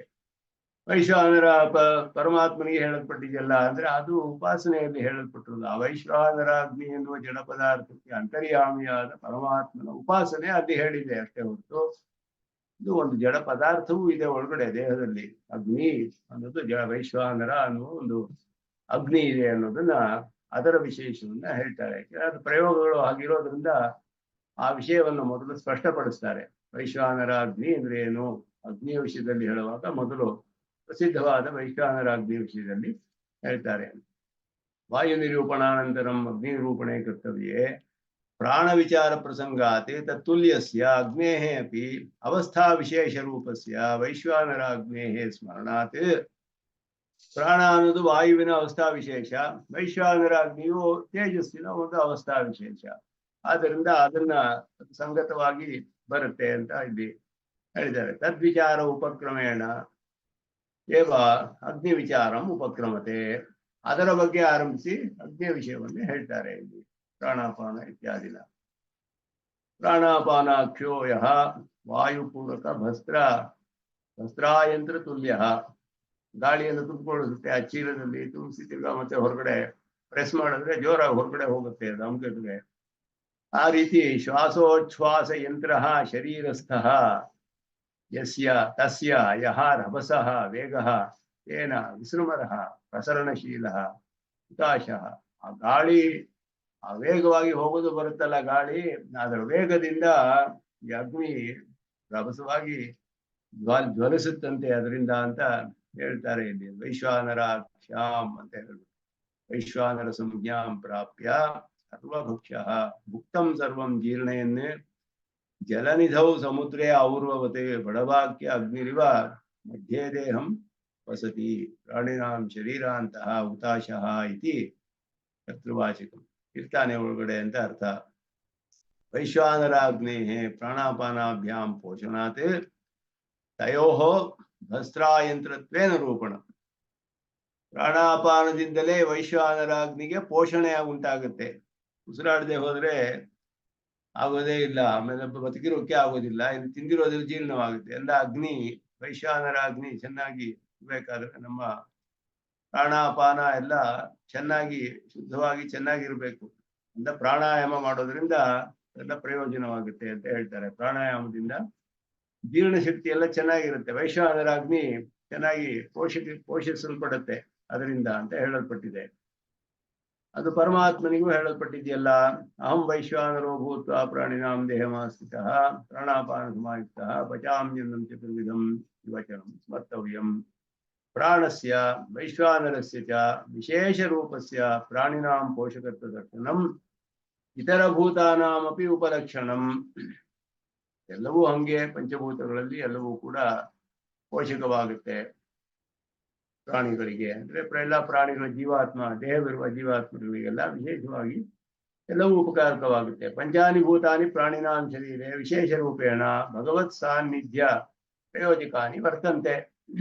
ಪರಮಾತ್ಮನ ಜೊತೆಯಲ್ಲಿ ಎಲ್ಲವೂ ಇವನಿಗೆ ಉಪಕಾರ ಮಾಡ್ತಾ ಇದೆ. ಇವನಿಗೆ ಪುಣ್ಯ ಪಾಪಗಳ ಫಲವನ್ನೆಲ್ಲ ಅನುಭವಿಸಕ್ಕೆ ಇದೆಲ್ಲ ಉಪಕರಣಗಳು. ಅವನಿಗೆ ಶರೀರ ಇಂದ್ರಿಯಗಳು ಮೊದಲಾದೆಲ್ಲ ಅವನಿಗೆ ಉಪಕರಣಗಳು. ಇದರ ಸಹಾಯದಿಂದ ಅವನೆಲ್ಲವನ್ನ ಅನುಭವಿಸ್ತಾನೆ, ಸುಖ ದುಃಖಗಳನ್ನೆಲ್ಲ.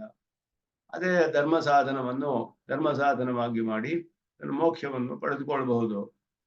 ಆಕಾಶ ಇದೆಲ್ಲ ಒಂದೊಂದು ಹೇಗೆ ಪರಮಾತ್ಮನ ಜೊತೆ ಎಲ್ಲ ಬೇರೆ ಬೇರೆ ರೂಪದಲ್ಲಿ ಹೇಗೆ ಇದೆ ಅವನ ಸಾನ್ನಿಧ್ಯದಿಂದ ತಿಳಿಸ್ತಾರೆ ಇಲ್ಲಿ. ಆಕಾಶ ದಹರ ರೂಪೇಣ, ದಹರಾಕಾಶ ಅಂತ ಹೇಳಿದ್ರೆ ಹೃದಯದ ಒಳಗಡೆ ಒಂದು ಅಲ್ಪವಾದ ಆಕಾಶವಿದೆ, ಅದರೊಳಗಡೆ ಏನಿದೆಯೋ ಅವನನ್ನು ತಿಳ್ಕೊಳ್ಬೇಕು. ಇದು ಆಕಾಶ ತತ್ವಕ್ಕೆ ಅಂತರ್ಯಾಮಿಯಾದ ಪರಮಾತ್ಮ, ಅವನ ಗುಣಗಳು ಒಳಗಡೆ.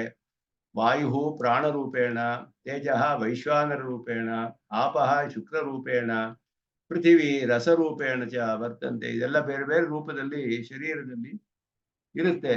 ಇದೆಲ್ಲ ಕೂಡ ಏತಾನಿ ಚ ದ್ಯಾವಾ ಪೃಥಿವ್ಯೋ ಸಂಘಟಕಾನಿ, ಎಲ್ಲವೂ ಕೂಡ ಮೂರು ಲೋಕಗಳನ್ನೆಲ್ಲ ಸೇರಿಸಿ ಹಿಡಿದಿಟ್ಟಿದೆ ಇಲ್ಲಿ ಅಂತ ಇದೆಲ್ಲವೂ ಕೂಡ ಆಶ್ಚರ್ಯವಾದ ಈ ತತ್ವಗಳ ವಿಷಯದಲ್ಲಿ ಹೇಗೆ ಅನ್ನೋದನ್ನ ಸಾಮಾನ್ಯವಾಗಿ ಇಲ್ಲಿ ತಿಳಿಸ್ತಾರೆ. ಆದ್ದರಿಂದ ಪ್ರಾಣವಿದ್ಯಾ ವೈಶ್ವಾನರ ವಿದ್ಯಾ ಇತಿ ಬ್ರಹ್ಮವಿದ್ಯಾಸು ಗಣ್ಯತೆ. ಇದಕ್ಕೆಲ್ಲ ಅಂತರ್ಯಾಮಿಯಾದ ಪರಮಾತ್ಮ ಇದ್ದಾನೆ, ಅವನು ನಿಯಮನ ಮಾಡ್ತಾನೆ. ಅವನನ್ನ ಆಯಾ ರೂಪಗಳಲ್ಲಿ ಉಪಾಸನೆ ಮಾಡೋಕ್ಕೆ ಸಾಧ್ಯ. ಅನೇಕ ಉಪಾಸನೆಗಳು ಹೇಳಲ್ಪಟ್ಟಿವೆ. ಹಾಗೆ ಅದು ಮುಂದೆ ಬರುತ್ತೆ. ಇದೆಲ್ಲ ಅಧ್ಯಾತ್ಮಶಾಸ್ತ್ರದಲ್ಲಿ ಅದರ ಏನಕ್ಕೆ ತಾತ್ಪರ್ಯ, ಅದರ ಏನಕ್ಕೆ ಇದೆಲ್ಲ ಹೇಳಲ್ಪಟ್ಟಿದೆ ಅಂದ್ರೆ, ದಹರ ವಿದ್ಯಾದಿ ರೂಪಾಸು ತತ್ತದ್ ಬ್ರಹ್ಮವಿದ್ಯಾಸು ವೇದ್ಯಂ ಏತಾದೃಶಂ ರೂಪಂತೂ ಅನ ಇವ ಪ್ರಾಣ ಇವ ಸೋಪಿ ವೈಶ್ವಾನರೋಪಿ ಪರಮಾತ್ಮನಃ ರೂಪಂ.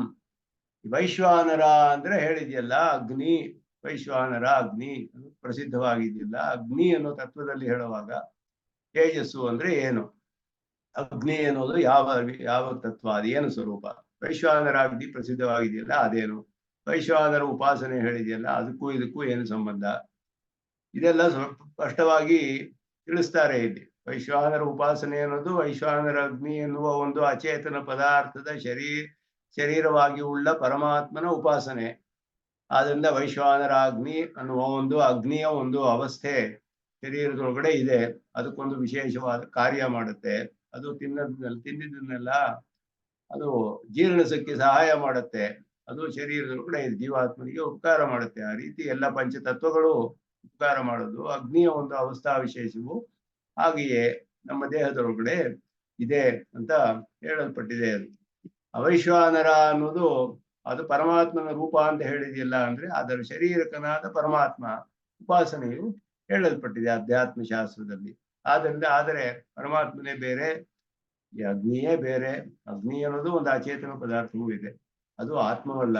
ಅದನ್ನ ಇಲ್ಲಿ ಹೇಳ್ತಾರೆ. ಪರಂತು ತೌ ಪ್ರಾಣ ವೈಶ್ವಾನರಶ್ಚ ಎರಡನ್ನು ಒಟ್ಟಿಗೆ ಸೇರಿಸಿ ಹೇಳ್ತಾರೆ ಇಲ್ಲಿ. ಪ್ರಾಣ ಹಿಂದಿನ ಶ್ಲೋಕದಲ್ಲಿ ಹೇಳಿದ್ರಿಂದ ಆತ್ಮಾನವು ನ ಚೇತನಾತ್ಮಕವು ಕುತಃ ಜಡತ್ವಾತ್.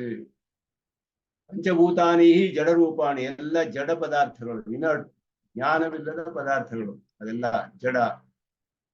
ಏವಂ ಜನಿ ವಿಲಯ ಮುಖೈ ಉತ್ಪತ್ತಿ ನಾಶಾದಿಭಿ ಉತ್ಪನ್ನವಾಗುತ್ತೆ, ನಾಶವಾಗುತ್ತೆ. ಏತಸ್ಮಾತ್ ಜಾಯತೆ ಪ್ರಾಣ ಅಂತ ಹೇಳಿದೆ. ಆಕಾಶಾತ್ ವಾಯು, ವಾಯೋರ್ ಅಗ್ನಿ, ಅಗ್ನೇರಾಪಃ. ಇದು ಸೃಷ್ಟಿಯೆಲ್ಲ ಹೇಳಲ್ಪಟ್ಟಿದೆ. ಹೀಗೆ ಉತ್ಪತ್ತಿಯು ನಾಶವು ಹೇಳಲ್ಪಟ್ಟಿದೆ, ಲಯವೂ ಹೇಳಲ್ಪಟ್ಟಿದೆ. ಏವಂ ಭೇದ ಕಂಠೋಕ್ತಿಭಿಶ್ಚ ಪ್ರಾಣಾದೇಹೇ ಆತ್ಮನಶ್ಚ ಸ್ಪಷ್ಟಂ ಹಿ ಭೇದ. ವೈಶ್ವಾನರ ಅಗ್ನಿ ಅನ್ನೋದು ಆತ್ಮಜಾತಿಗೆ ಸೇರಿದ್ದೆ, ಆತ್ಮವೇ ಅಂತ ಹೇಳಿದ್ರೆ ವೈಶ್ವಾನರ ಅಗ್ನಿ ಅಂತ ಒಂದು ಜಡ ಪದಾರ್ಥವಿದೆ. ಜಡ ಪದಾರ್ಥ ಶರೀರಕನಾದ ಪರಮಾತ್ಮನ ಉಪಾಸನೆಯೂ ಹೇಳಲ್ಪಟ್ಟಿದೆ ಅದರಲ್ಲಿ, ಅಧ್ಯಾತ್ಮ ಶಾಸ್ತ್ರಗಳಲ್ಲಿ. ಅದು ಬೇರೆ, ಆತ್ಮ ಇದು ಜಡ ಪದಾರ್ಥ, ದೇಹದ ಒಳಗಡೆ ಇದ್ದು ಇವನಿಗೆ ಉಪಕಾರ ಮಾಡುತ್ತೆ. ಪ್ರಾಣಿಗಳಿಗೆ ತಿಂದಿದ್ದನ್ನ ಜೀರ್ಣಿಸಕ್ಕೆ ಉಪಕಾರ ಮಾಡುತ್ತೆ. ಇದು ವೈಶ್ವಾನರ ಅಂತ ಹೇಳಲ್ಪಡುವಂತಹ ಒಂದು ಜಾಠರ ಅಗ್ನಿ ದೇಹದ ಮಧ್ಯದಲ್ಲಿ ಇರುವಂತಹದ್ದು. ಅದಕ್ಕೂ ಅದು ಆತ್ಮವಲ್ಲ ಅನ್ನೋದನ್ನ ತಿಳಿಸ್ತಾರೆ. ಪ್ರಾಣ ಅನ್ಯ ಪ್ರಾಣಿ ಚ ಅನ್ಯ. ಪ್ರಾಣ ಬೇರೆ, ಪ್ರಾಣಿ ಬೇರೆ ಅಂತ ಹೇಳಿದ್ದಾರೆ. ಏವಂ ಇತರತ್ರ ಅತಏವ ಜಡತತ್ವೇಷು ಏವ ಅಂತರ್ಭವಂತಿ. ಇದೆಲ್ಲ ಜಡತತ್ವಗಳಲ್ಲಿಯೇ ಸೇರಲ್ಪಟ್ಟಿದೆ ಅಂತ ತೇಜಸ್ಸು ಅನ್ನೋದ್ರಲ್ಲಿ ಹೇಳುವಾಗ ತೇಜಸ್ಸಿನ ಒಂದು ಅವಸ್ಥಾ ವಿಶೇಷವಾದ ಅಗ್ನಿ ಸಿದ್ಧವಾಗಿದೆ, ವೈಶ್ವಾನರ ಅಂತ ಹೇಳಲ್ಪಟ್ಟಿದೆ. ಅದಕ್ಕೆ ವೈಶ್ವಾನರ ಅಗ್ನಿ ಅದರ ಒಂದು ಸ್ವರೂಪವನ್ನ ಇಲ್ಲಿ ಸಾಮಾನ್ಯವಾಗಿ ತಿಳಿಸಿ, ವೈಶ್ವಾನರ ಅಗ್ನಿ ಅನ್ನೋದು ದೇಹದಲ್ಲಿ ಮಧ್ಯದಲ್ಲಿರುವ ಒಂದು ಅಗ್ನಿ. ಅದು ಜೀರ್ಣಿಸಕ್ಕೆ ಸಹಾಯ ಮಾಡುತ್ತೆ ತಿಂದಿದ್ದನ್ನ ಅಂತ ಹೇಳಿ ಅದರ ಸ್ವರೂಪವನ್ನು ಹೇಳೋದು ಜಡ ಪದಾರ್ಥ ಹೇಳಿ, ಅದಕ್ಕೆ ಪ್ರಾಣಾಪಾನಗಳಿಂದ ಅದು ಪೋಷಿಸಲ್ಪಡುತ್ತೆ ಅನ್ನೋದನ್ನು ಪ್ರಾಸಂಗಿಕವಾಗಿ ಅದನ್ನ ಆ ವಿಷಯವನ್ನ ಹೇಳಿ ಮುಂದೆ ಇದರ ಬಹಳ ಮುಖ್ಯವಾದ ಇನ್ನೊಂದು ಬರುತ್ತೆ ವಿಷಯ, ಅದರ ಬಗ್ಗೆ ಹೇಳ್ತಾರೆ. ಪ್ರಭೆ, ತೇಜಸ್ಸಿನ ಒಂದು ವಿಶೇಷವಾದ ಒಂದು ವಿಷಯ, ತೇಜಸ್ಸಿನ ಬಗ್ಗೆ ಪ್ರಭಾ ಅನ್ನುವಂತಹ ನಿರೂಪಣೆ ನಮ್ಮ ಸಿದ್ಧಾಂತಕ್ಕೆ ಬಹಳ ಪ್ರಧಾನವಾದ ವಿಷಯ. ಇದರಲ್ಲಿಯೇ ಇಟ್ಕೊಂಡು ನಾವು ಸ್ವರೂಪ, ಗುಣ, ಜ್ಞಾನ ಸ್ವರೂಪ, ಜ್ಞಾನ ಗುಣ, ಇದೆಲ್ಲ ಈ ಪ್ರಭಾವತ್ ಅನ್ನೋ ಉದಾಹರಣೆ ಇಟ್ಕೊಂಡು ಹೇಳ್ತೀವಿ. ಆ ಒಂದು ಸ್ವರೂಪವನ್ನ ತೇಜಸ್ಸಿಗೆ ಸಂಬಂಧಿಸಿದಂತೆ ಆ ವಿಷಯವನ್ನ ಮುಂದಿನ ಶ್ಲೋಕದಲ್ಲಿ ಹೇಳ್ತಾರೆ. ಅದನ್ನ ಮುಂದೆ ಅನುಸಂಧಾನ ಮಾಡೋಣ ಅಂತ ಹೇಳಿ ಕವಿತಾರ್ತಿಕ ಸಿಂಹಾಯ ಕಲ್ಯಾಣ ಗುಣಶಾಲಿನಿ ಶ್ರೀಮತೆ ವೆಂಕಟೇಶಾಯ ವೇದಾಂತ ಗುರವೇ ನಮಃ. ದೇಶಿಕ